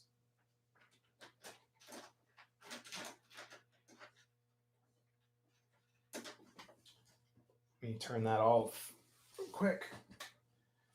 So yeah, whoever owned that car before used a looked like a bread tie around the coupler, so it's permanently closed. And that's a very common thing with some of the NPC era stuff. Like I said, I believe we had a viewer last week. They came forth and said, what do you think of NPC era trains? And it might have been the week before that. And I said, I have no real problem with them. It's just a different era. It's all subjective. I mean, there's some people that like, really, really flimsy older toy trains, things like that. And I understand the collector value.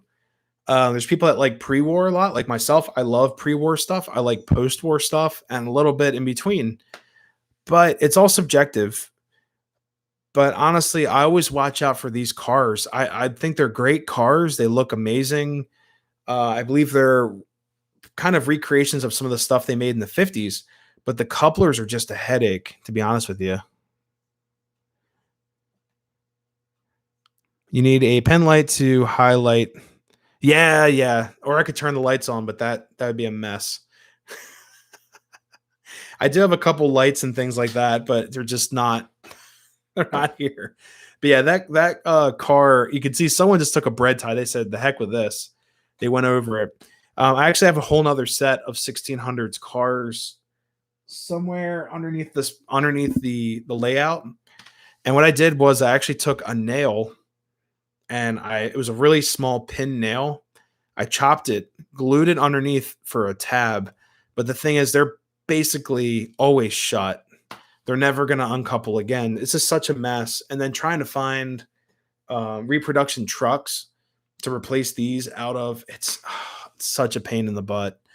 But yeah, I do love these cars. It was actually my first passenger set ever was a 1600s, or I guess it's 16,000 series Pennsylvania Flyer or Pennsylvania streamlined set of cars.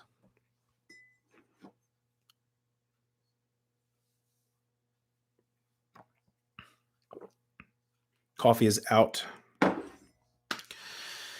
But yeah, it's really sad. Like I said, I love these cars, and what basically I started finding out about the coupler thing. I mean, I heard about it forever. NPC era couplers are horrible, this, and that. Until we brought the set home. It was used, like I said, 16,000 set, Pennsylvania streamlined cars. We had them under the Christmas tree, and basically I believe it was like every third time around the tree, the cars would decouple. Then the train, because we weren't watching, you let trains run under the tree, and then you walk away while you have family over and stuff. And we walked away, and all of a sudden I heard, bam, crash. And I think we were running, what locomotive was that? It was a New York Central Flyer.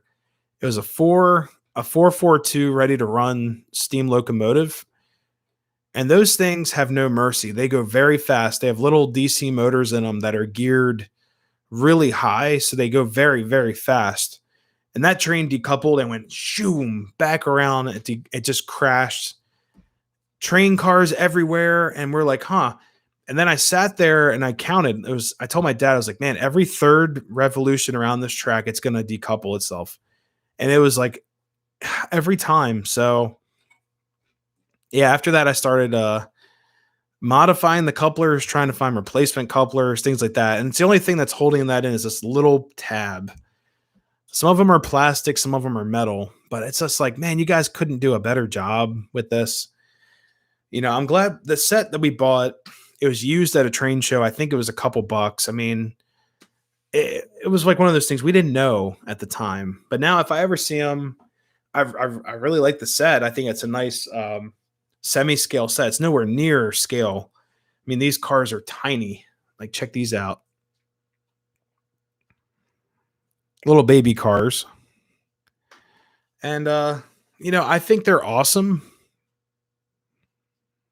I like the graphics on them, especially when, Pennsylvania. I'm a big Pennsylvania fan.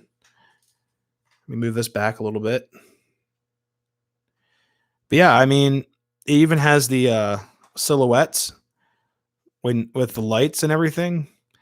But yeah, I mean, it's just one of those things. And a great example today, I was setting up the stream last night with Nikki, and we were running all the sets around. Everything was fine. And then today I came up here, and on the second track, I was running a fuel train, just because why not?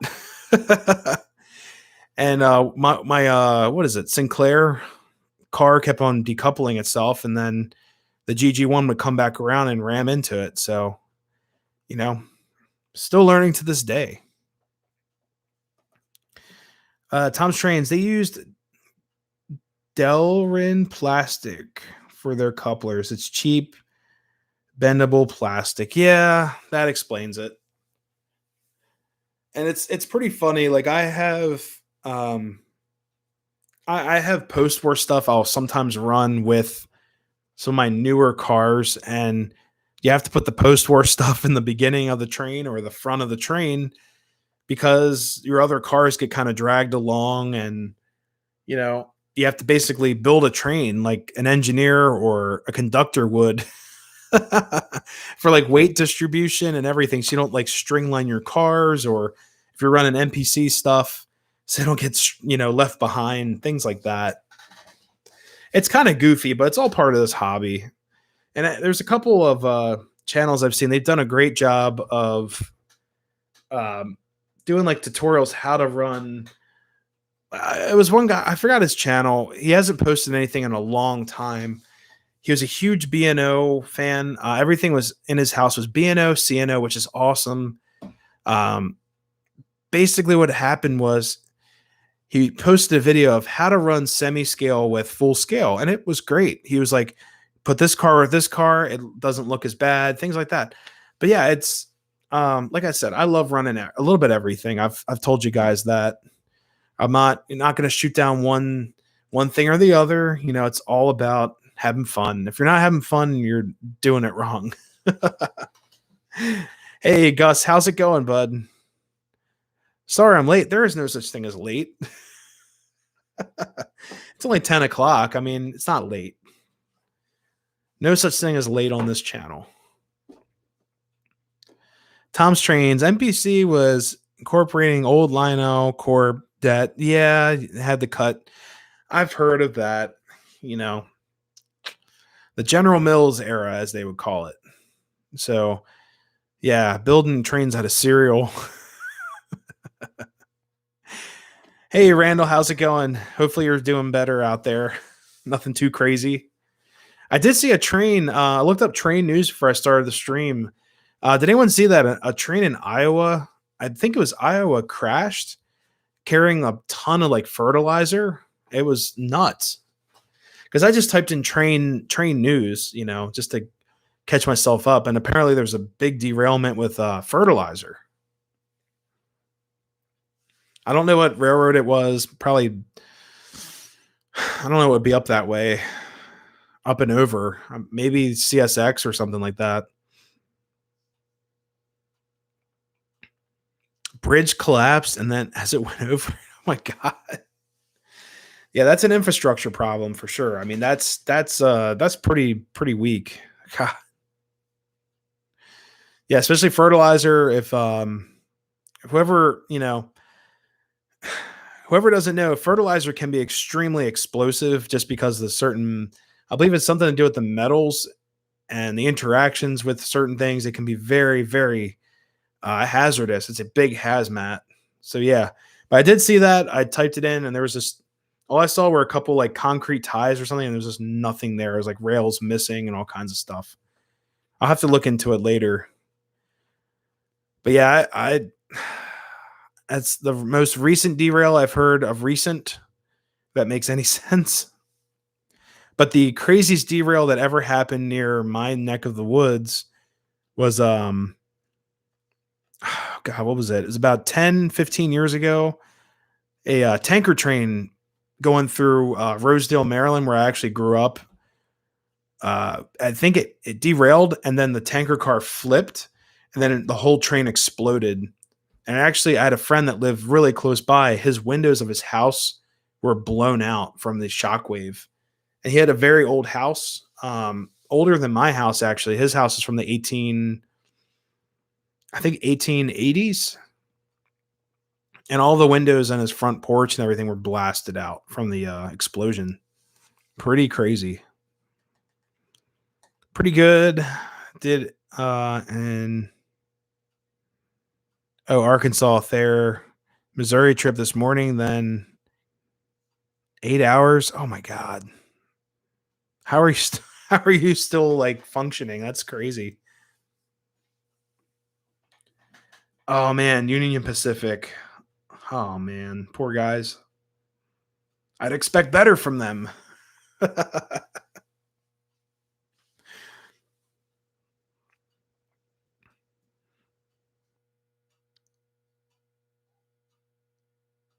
Oh god, your dad's in the hospital. I didn't even see that. That part of the comment, for some reason, it's split it up in two parts. Your dad had to go to the hospital. Holy crap. Hopefully he's all right. Hopefully you're allowed to take some time away to spend with them. I mean, that's definitely concerning, but hopefully he gets better soon.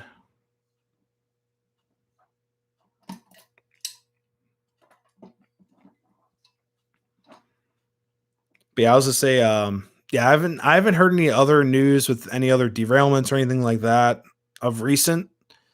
Um, hopefully everything stays okay. This is the time of year tracks and things like to shift, according to what in the past, what I've read and research and things like that, because the ground's thawing out and you have all these different temperatures. Like at night it's cold, during the day it's hot, so your rails tend to move and all kinds of stuff. It's partially why, for my understanding, on the Northeast corridor they went to concrete rail ties.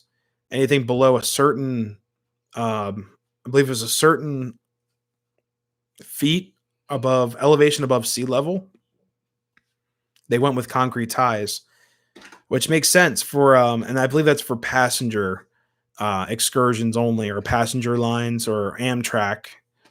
They basically went concrete from, I think it's like New York all the way down to parts of Virginia, things like that, and then after that it's all concrete just to prevent rail shift and things like that. Talked to him this morning, sounded good. They said might be able to come home. Hey, that's great news. Um, yeah, hopefully he's all right. Just at least you're able to talk to him. That's the most important thing. I remember when all this COVID stuff happened, people weren't able to talk to their loved ones in hospitals. I'm like, I can't imagine the pain and everything of that. So I'm glad you're able to talk to him. Hopefully, you can come home. You can visit with him. Hey, Matt, thank you so much for stopping by. We got to get you into the mod stuff. We're still trying to figure that out. It's my fault. Nikki needs to show me how to do that, but we will get that on board ASAP. I'm really sorry. Let me see if I can actually wait. All right, Matt, if you type something, you should be blue. So hopefully It was a click of a button. All I had to do was add you as a mod, so hopefully it comes through.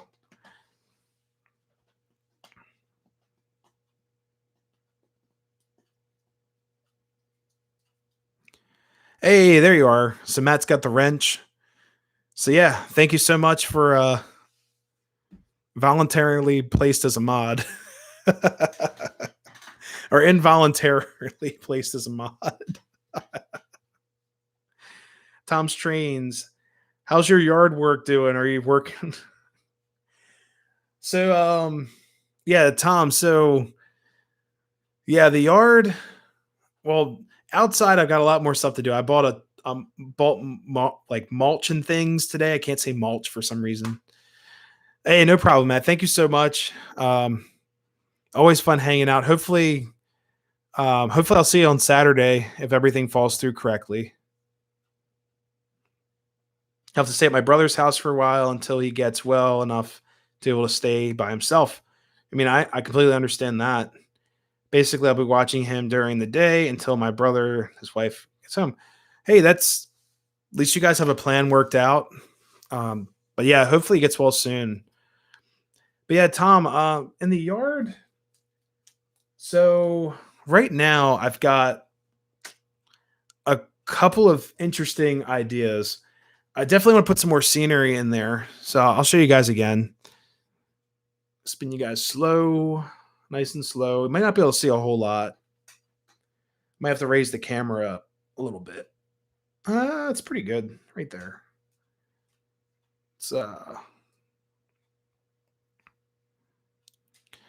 as of right now, I made a parking space for the high railer, and then added all kinds of scenery stuff in here, going to the edge. So I'm trying to find something to put in this area right here, so it's not just a blank space. Maybe like a shed or something. Maybe some type of model or something like that. Hey, Don, how's it going? Thank you so much. Yeah, Don's Trains has gone to the dark side. He bought some flyer stuff. I'm just messing with you, bro. That engine's awesome. I just don't have any flyer in the house yet, so I might get a train set eventually. But yeah, I mean, any trains are good trains in my opinion, so no worries. A grass field. Yeah, just more grass, right? Let's put grass everywhere.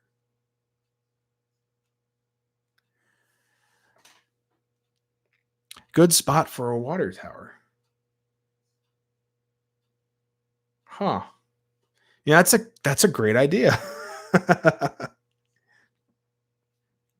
So right now, well, actually, it's not that much real estate. That's the only thing. It's not a lot of real estate in here. It just looks a lot, a lot more on camera. Unfortunately, unless I move the switch house, but I might have room for a water tower. It won't be like a scale, maybe like a Lionel water tower. But the thing is, you guys won't be able to see it. Industrial water tower with a bubbling feature. Yeah, that would be really cool. The thing is, I'd have to find one. Those aren't big. Okay. Yeah, I'll definitely have to look those up. Yeah, Gus. So originally I was supposed to see the 611 this Sunday, but according to you guys, 611's been postponed for a Stoker issue, which I think is kind of funny because everything at Strasbourg is all hand shoveled. So I don't know. It's just a little bit ironic. The bad side of Detroit. There's a good side of Detroit. I'm just kidding. I'm just just messing with you guys. I don't have much to speak from. I grew up around Baltimore, so oh man, it's still rough. Don't live there anymore, but it's still a very interesting place. Baltimore never ceases to surprise me. Randall, I'm gonna head down to the hospital to see him. Oh, run down to the hospital and see him tomorrow for a while. Oh, nice, nice. But then my supervisor is supposed to pick me up and go get some rental vans. So we'll have vans to cover BNSF. Wow. That's a heck of a supervisor. I mean, that's awesome. The water is all bad and Flint. Oh, God. Yeah. Yeah. Apparently in Baltimore, they still have wooden water lines. Isn't that crazy? Like their mains going in and everything is all wood. It's pretty crazy. Tom's Trains, a shanty shack. Huh. Now I do have my Cherry Hill station, which is over here.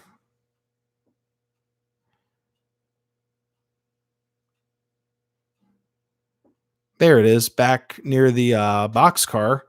I could move that over. That'd be really cool. Try to put a light inside of there. Yeah, wooden water lines. That's what my cousin works. He's actually a pipe fitter, and he was telling me some places in Baltimore they still have the old like wooden mains that come in, which isn't good because I don't know what can be leached in through the wooden water lines. I don't really know what and how that would work. But there's a lot of old infrastructure in Baltimore City. They still have brick lined sewers in some parts. I mean, Baltimore is very old, several hundred years old.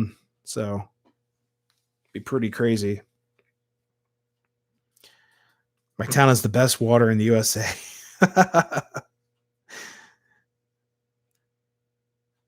That big area could fit some flyer. Not today, but yeah, I in all seriousness, I wouldn't mind picking up some flyer stuff and maybe have like a small collection of it. Like I'm still set on the O gauge, O scale stuff. I'm getting back into the N scale a little bit, but not as much as I'd hope. Like when I was younger, I got into N scale pretty heavy. I still have all the old models and accessories and things like that. It's just over time I kind of outgrew it. I got fed up with the smaller parts, but I still love N scale. And I like N scale more than HO, but not as much as O and O scale, obviously.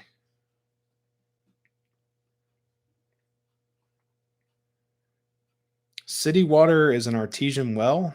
Oh wow, that's pretty cool.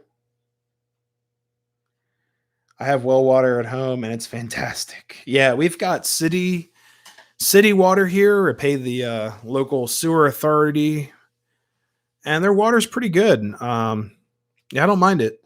It's better than where my parents grew up outside of Baltimore because their water smells like a swimming pool. It's got so much chlorine and so much fluoride, and all kinds of crap. Whenever I'm over there, I always make fun of their water because Baltimore always gets the rep of having the best. They used to be voted like best water in the USA all the time and all this and that because all the water in Baltimore is actually it's piped in through man-made lakes that are located throughout the city. There's like Lake Montebello, Druid Hill Lake. What else is there? A couple other lakes and things around. And in the city actually has these protected water, lakes. And they are protected with like a big fence and everything. It's pretty crazy. But Baltimore used to get the rep for having like really, really good water. But every time I'm over at my parents' house, because they live out in the county, the city runs the county water lines, but everything just smells like a pool. You know, I come out here to my country home, and everything is just so much, so much more different than what I was used to.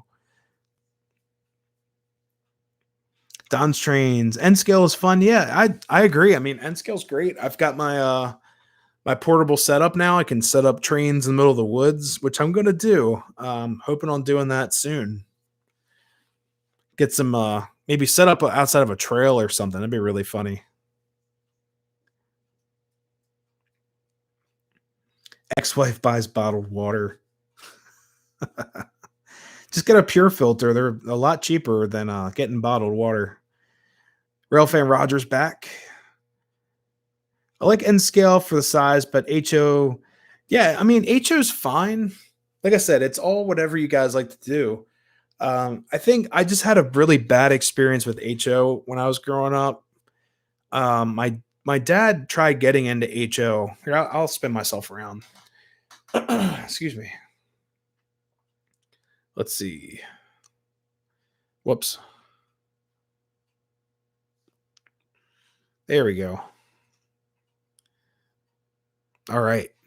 So yeah, when I was younger, I think I tried to get into HO, and I had a couple bad experiences, and I think it was between man, what is it? What are those called? Like the KD couplers and the other couplers that are really like the ones that always fall apart. I forgot what they are. Randall, you'd probably know best. If RJ was here, he would be able to tell me as well. He's a HO collector. Um, let's see. I lost some things in chat.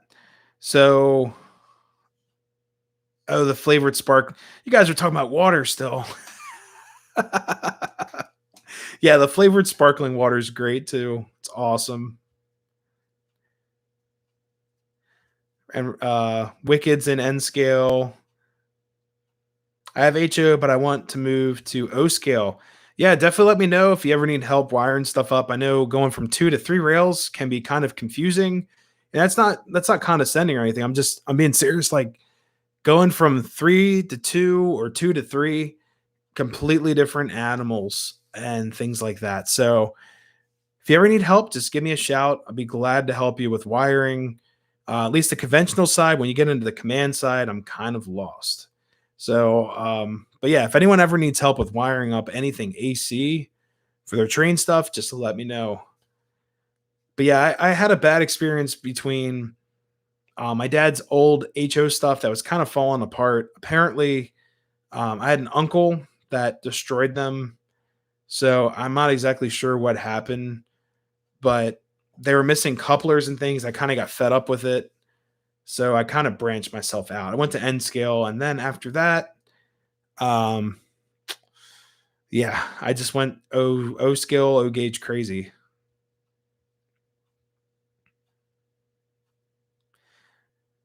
Love the KD couplers. I don't think it was the KD in I think it was just me finding like the different couplers and things like that. I just didn't understand. I was very young, so I didn't understand why they'd have different couplers and why can't I use this with that. So a little bit different. The horn hook. Yes, it was between that and the KD coupler, and all the stuff he had was hooked compared to the KD couplers that I got in the new set. So I couldn't run this engine with that and run that. That's why I got fed up with it. And I was, like I said, much younger. I wouldn't be surprised if I end up getting more HO stuff. I do have some HO. I'm giving that away to a friend of mine to enjoy. It's sitting in a box in the basement at my parents' place. So I'd rather someone else enjoy it than me. It's not doing any good sitting in a box.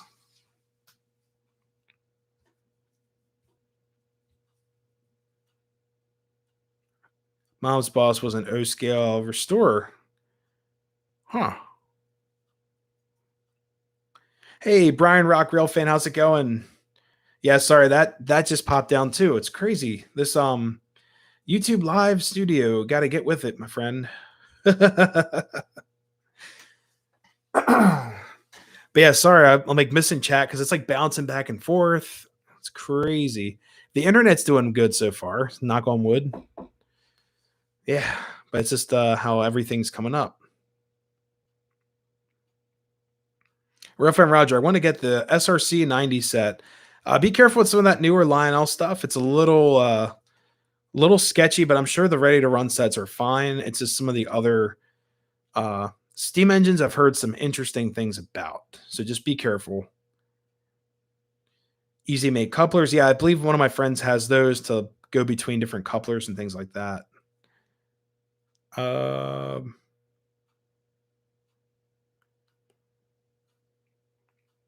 See, oh, Jamie, Nick, I'm stuck dealing with a coupler issue. If I buy a new N scale set or new scale N scale stuff because I can't connect to my old stuff. Yeah, that was one of the reasons why I kind of got discouraged with N scale too, because all the nice stuff had the little baby knuckle couplers, and then yeah. You have KD couplers, knuckle couplers, and the old horn hook. I use the horn hooks. Okay, and then with my N scale stuff, everything I have is the old box coupler, which are very frustrating because if they don't line up correctly, if those hooks aren't like this, because they couple like that, not like pulling like that, then you lose cars and things like that. But all my stuff, all my N scale stuff is all box coupler. So yeah. Brian Rock, would you ever have G scale trains? I do have one G scale train. It is an old Aristocraft. Does that sound about right?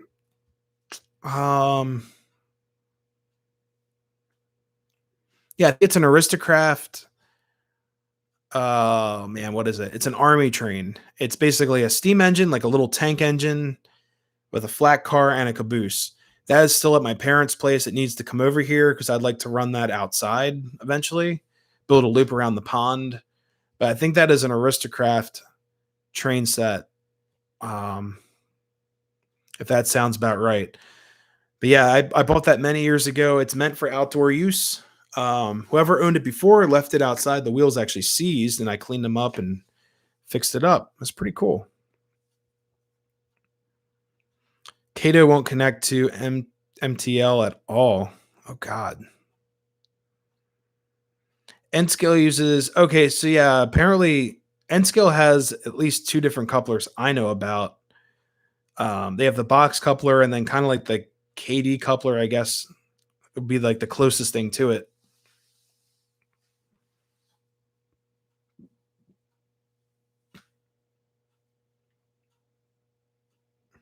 Barely makes the grade. Jeez. Yeah, I remember back in the day when I got into N scale, they would give you one size coupler and then they would give you extra couplers in the packaging. I think Atlas used to do that. Have like a little dimple in the big plastic case that cars would come in, so you could switch out couplers. But some of the used N scale pieces I bought, they wouldn't have that. So I'd be kind of just stuck with a box coupler,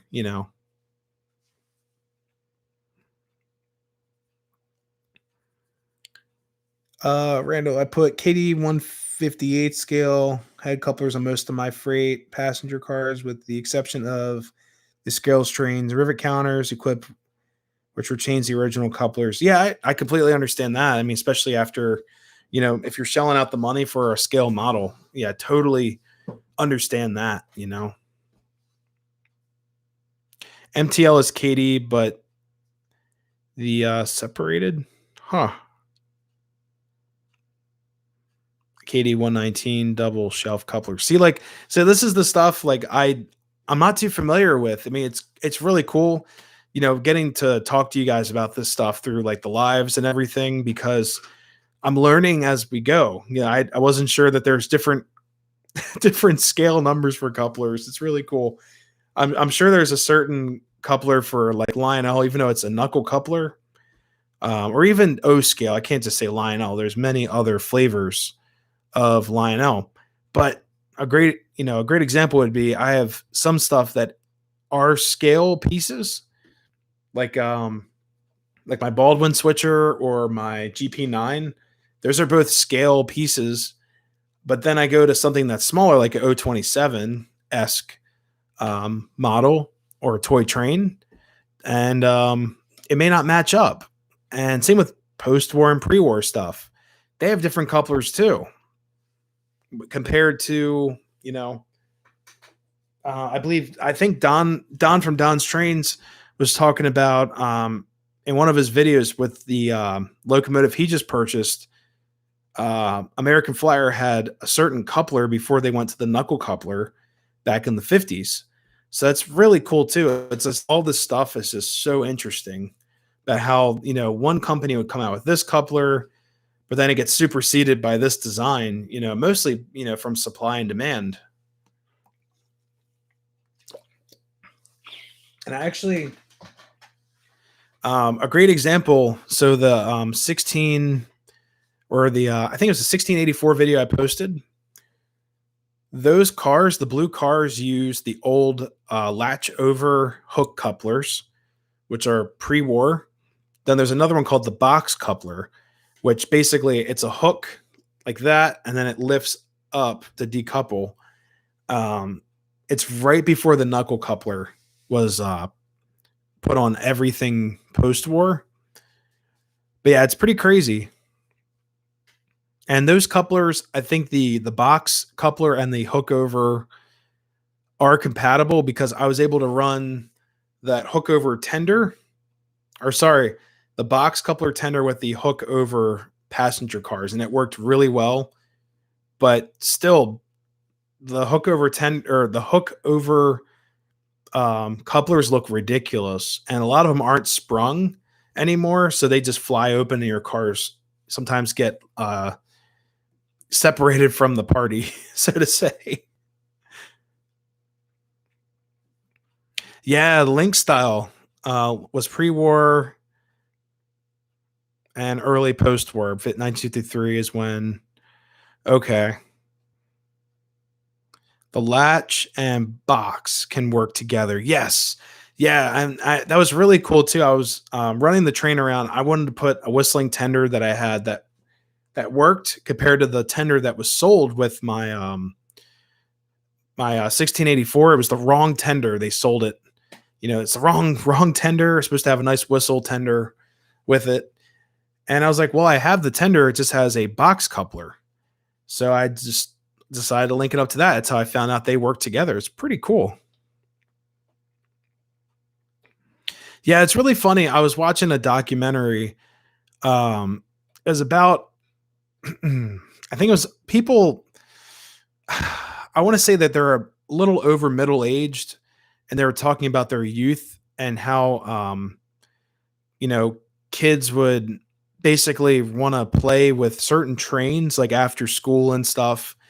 And what these guys were saying was that one guy had Flyer, he was a Flyer. They called it a Flyer house. Then one guy was strictly Lionel. But then what won the kids over was those box couplers of Lionel stuff. Like the kids were like, but these have box couplers. We don't want to play with this anymore because of this. And then when Flyer came out with their better improved design, it basically, leveled the playing field for competition. I just think it's interesting, who would ever thought a coupler would, put them behind the curve in a way. And a lot of people blamed the box coupler on American Flyers, their fate, I guess, because they weren't really ahead of it. It was too late, pretty much. But I really like Flyer stuff. I think it looks really cool, and I'd love to actually build up like a Plasticville Flyer garden, and because I have Plasticville on this layout as well, but not a whole lot, and it doesn't really fit some of the O scale stuff.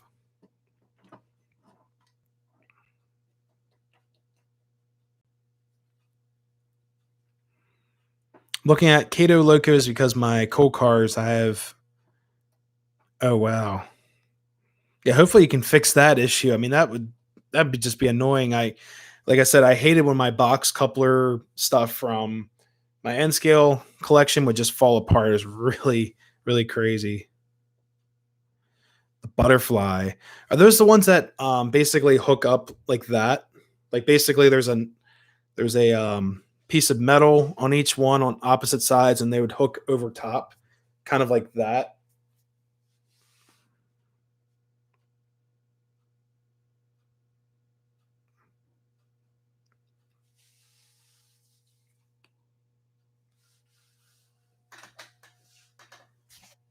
And also Marks trains. I don't own any Marks.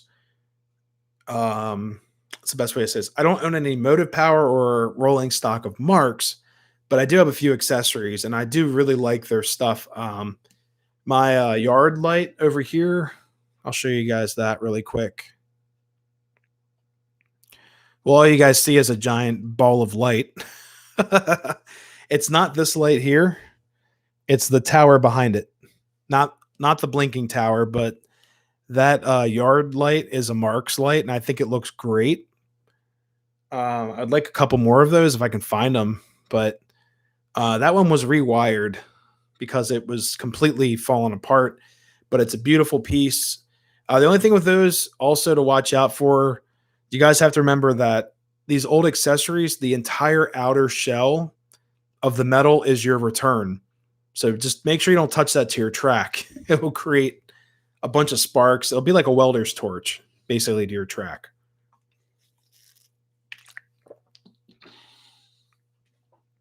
Sort of. Okay, yeah, I know what you guys are talking about with those. They're like I said, it's just an interesting time in toy trains and model railroading. It's really cool. Looks like a V. Okay.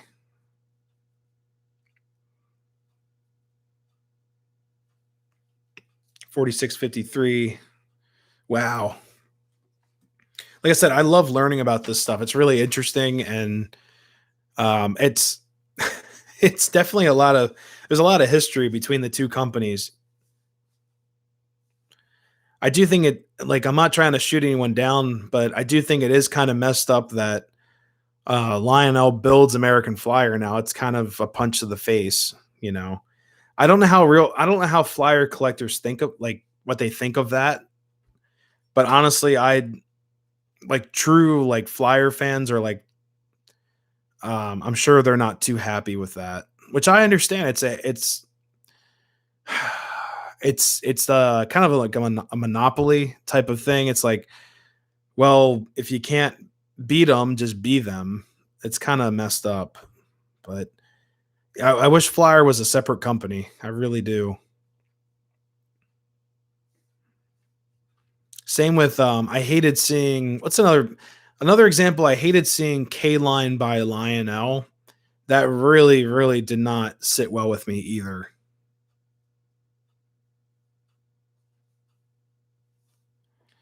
Oh, you also have the 416 Marks. Oh, the red one.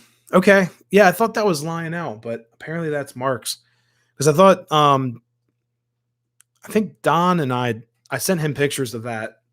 Excuse me. Whew, it's just allergies. But yeah, that floodlight was completely rewired as well. But yeah, that's a good one. So I've got two Marks floodlights. I want more of them. I really like those floodlights. I think they're really cool. Yeah, and it's pretty. Let's see, 416.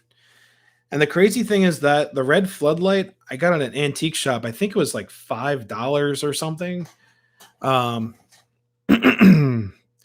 really inexpensive.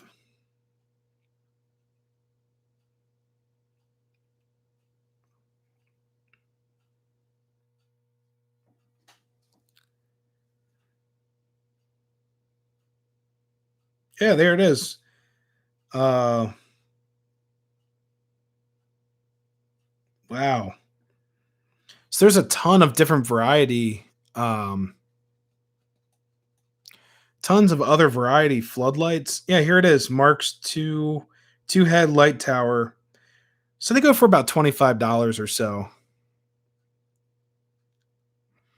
But yeah, I would love to get more floodlights. I That's probably another thing I'd add to the yard. Put a floodlight, or if I can get, I might just make them on my own. The type of lamp poles that are basically have a stem like a Y stem light. That'd be really cool too. I have LEDs here. Um, Easily wire that up too. But that'd be really cool. Put those in between, maybe like where my freight sheds are, or add some lights to. I have like a little. It's like a almost like a shed type thing, or like a trackside structure. But really nice to add some lights on there too, because the yard is kind of dark. So make everything all lit up, make it look pretty. We all we all like lights in this hobby. Can't deny that. Dryer in a hospital makes you cough. Yeah, Yeah, I'm like dying of allergies, of course. Lina also had that Scout type of coupler in the late 40s. Is that the one that has the extended tongue underneath of it, or like that pole? It's the best way I can describe it, but that was a weird looking coupler. I have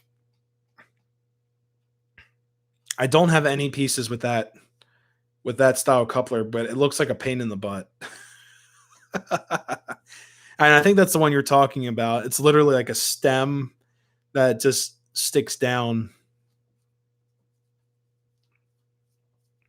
And also in the 1960s, I think Lionel started doing the knuckle couplers that did not open. They were not operating couplers. It was literally just a stamped piece of plastic that they would shove up underneath the locomotive or the cars, and you couldn't decouple anything.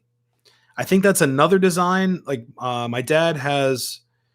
I'll probably bring it over one day to do a review, but it's another NW2 switcher.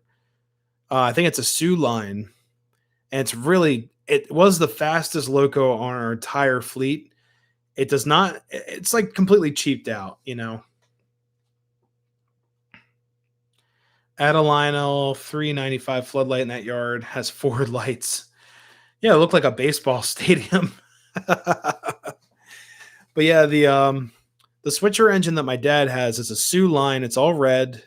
It says SWOO in like a white. It looks fake. It looks like white tape, but it's completely legit. It had the box and everything.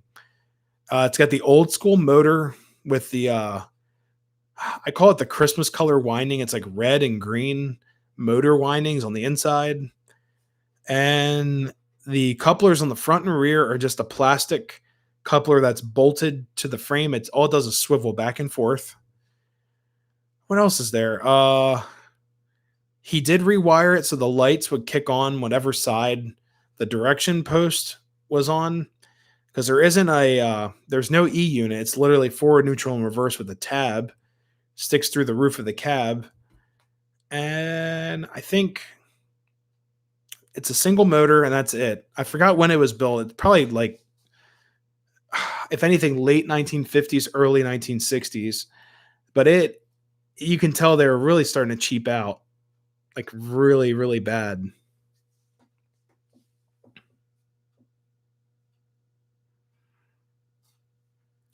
Phone just uploaded or updated and said there's heavy rain near there. Oh God, that means we're gonna get it soon. If you guys are getting rain, we're gonna get rain about a day or two. Try finding a rail box car in N scale. Nearly impossible. Red oxide makes a dandy brick color. Yeah, that'd be cool.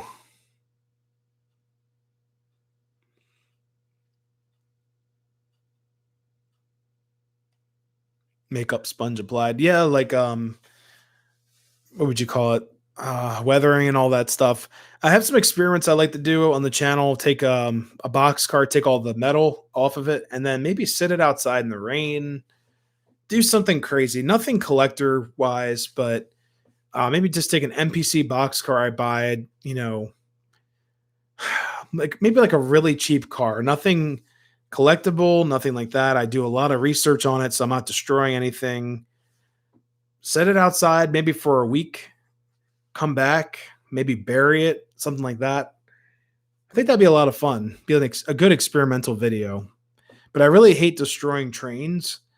But if it already is a car, it's not worth a whole lot. And you know, for for a video's sake, why not? Excuse me.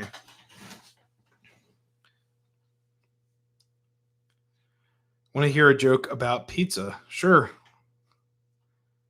Hopefully it's family friendly joke over here. Unless you want to overpay.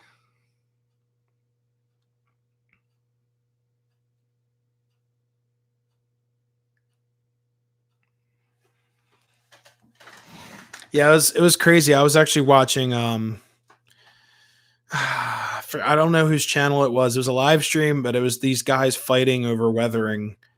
of a box car, and it was really funny. Like I was sitting there like these it's too cheap. Oh my no. Oh, that's bad. Oh man. I will drink water to that one. There you go.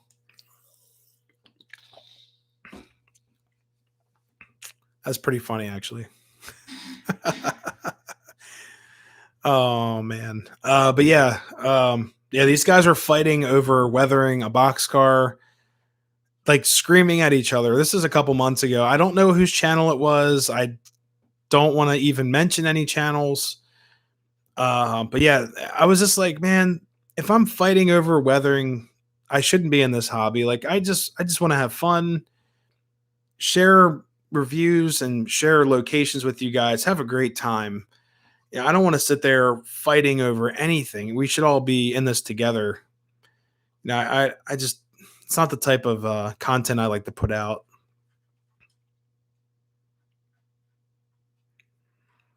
And like I always tell people too, this hobby needs more people. Like I'm not saying not everyone's as accepting, but I've been shot down a few times during like train shows and things like that, just asking basic questions. And that's part of the reason why I created the channel, to really help people and just share the love for the hobby, not excluding anything at all. Like if you want to run, Z scale trains in a briefcase, or you want to build a whole house layout, I mean, this channel is for you. I mean, it's whatever you'd like to do, and just pretty much just sharing the hobby, not discouraging anyone or pushing anyone away. But I've been pushed away, shot down a few times, and it's not a good feeling, especially if you're just looking to, ask for help. That's the best way to, you know, get help and things like that for this hobby.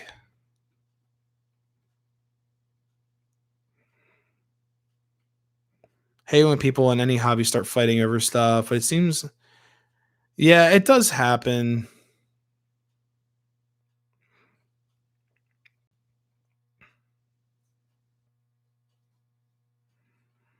Hey, real fan Roger, have a great night. Be safe. It is the yeah, it's dark. It's almost 11 o'clock. So I'm gonna call this stream soon. I'll run the trains around one more, a couple more times. I'm gonna call the stream. But y'all have been awesome. You guys are all part of the Knicks Crossing crew. And yeah, definitely stay tuned. I got some great events coming up. So much stuff going on. So I'll be at just for May. Well, actually, we go into May and like the first or so week of June. Tons of things planned. So this weekend, I will not be at Strasbourg now. Um, yeah, so that's gonna happen eventually. But this weekend, I plan to be either somewhere up in Pennsylvania exploring, or somewhere else. And there'll definitely be a Knicks review this week. It's most likely going to be on my 1688 collection, which is going to be a little bit of a longer video. As in longer, I mean like 20-25 minutes at tops. But yeah, I've got that stuff working out. Sunday, I might just be here editing or working outside on something, or running trains, something like that. So, yes, yeah, definitely a pre-war review. I'm kind of on the pre-war train now. I've got a ton of pre-war stuff to show you guys, a lot of different items, things like that. Just things I haven't really done. And also, I haven't reviewed an accessory yet, even though every time I say, welcome to Nick's Reviews, Motive Power, or Rolling Stock Motive Power and Accessories, I haven't reviewed an accessory yet. So that might be coming out soon too. So yeah, definitely pick out an accessory of the month or something like that, because I don't have as many as accessories as I do compared to locomotives and rolling stock. So yeah, maybe one of those. Throw it in there just so you guys can see it. Oh yeah, and Knoebels. Yeah, Knoebels is coming up too. The first time we went there was a cluster. It was horrible with crowds. We love the park. That's why we're giving it, obviously we're giving it more chances. I wouldn't tell people I'm going there if I didn't like it. And I wouldn't buy an expensive train car if I didn't like it either. It's one of my favorite places on earth. I go there about 10, sometimes 10 times a season. But this will be my third time there. I went Saturday I was there.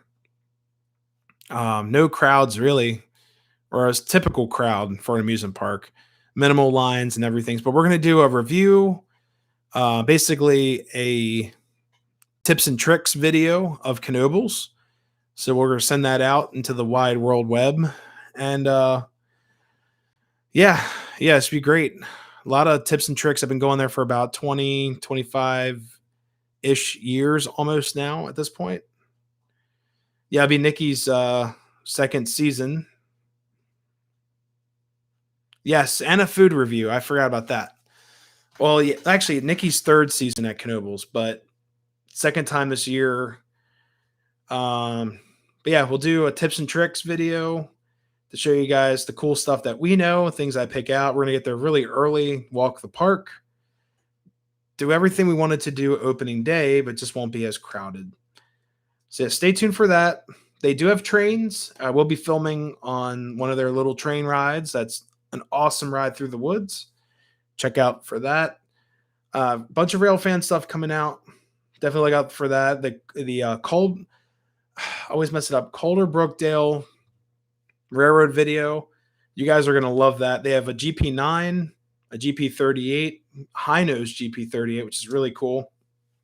We were able to go inside the locomotive, check it out. Their engineer gave us a tour. That video will be out this week. So it's definitely going to be an awesome rail fan video. RJ78 and myself, we camped out there for about 5 hours. That's sometimes how it is. Rail fanning can be painful if you guys haven't rail fan before. Sometimes you have to wait for the action to show up. Sometimes it takes 10 minutes, like on an Amtrak, or sometimes it takes several hours. So we were there camping out. We had a great time. The staff is amazing. And, I'd love to take Nikki back when she's off on weekends. We're going to go back and do a dinner train. But basically, we had to wait for the train to come back. We watched it pull out of the station, then come back again type of thing. Typical rail fan stuff. Their train ride's about 2.5 hours. So we had to wait for that. So do a review on the lumber loader. Okay. Yeah. That'll happen. It just needs to be fixed. Let's see. Yeah, it's working now. So let's run some accessories. We'll run the trains around, then we'll call the stream. So let's go to the yard. We'll run some stuff really quick. All right. Let me get the lights on a little bit so you guys can see what the heck's going on. Whoops. Let's do. I like that one a lot. It's really nice. All right. Let's see if I can get this ice. What does it say? Is the car even lined up? There we go. All right.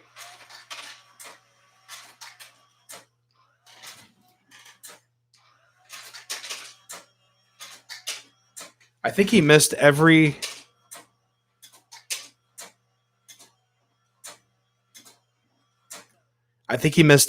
Ice cube in there. This is great. Excellent job. All right, let's run some other stuff.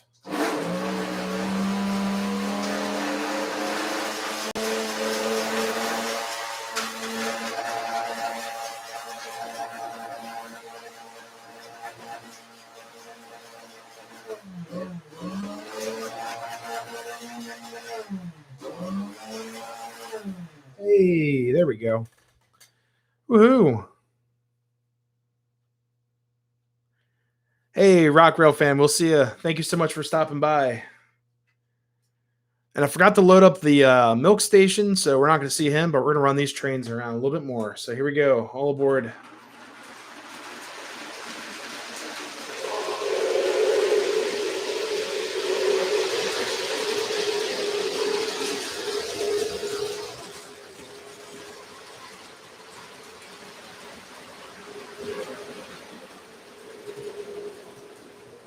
Hey, Tom, thank you so much. Whoops, let's go this way. Get all three tracks in view.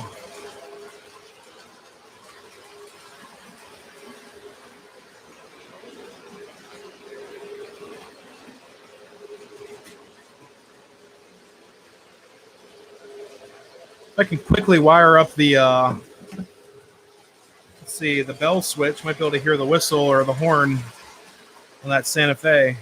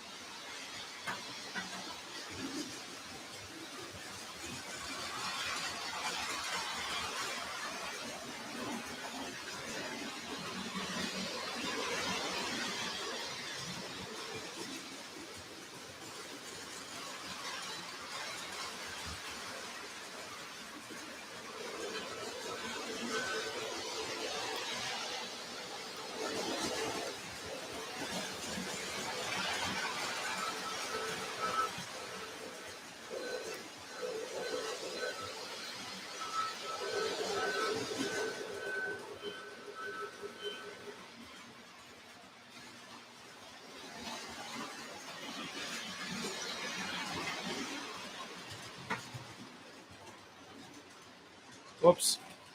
Let's see.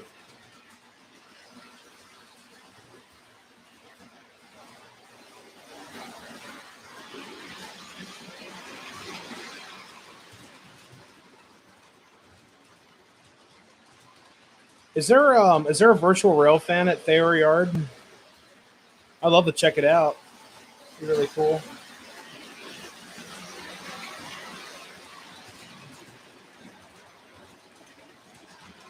I know there's virtual rail fans like all over the place now.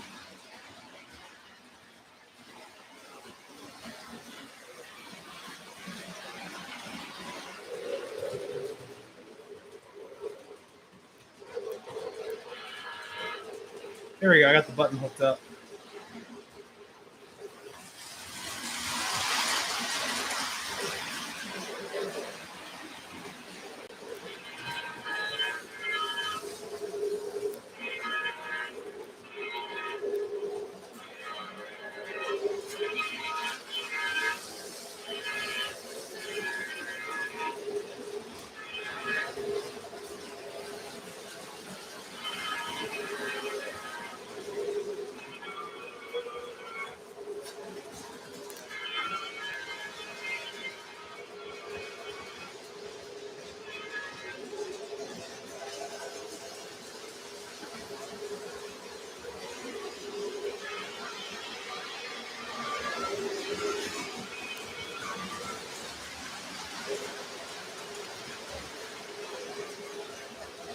Yeah, I wish there was. I mean, I'd love to see some trains go through there.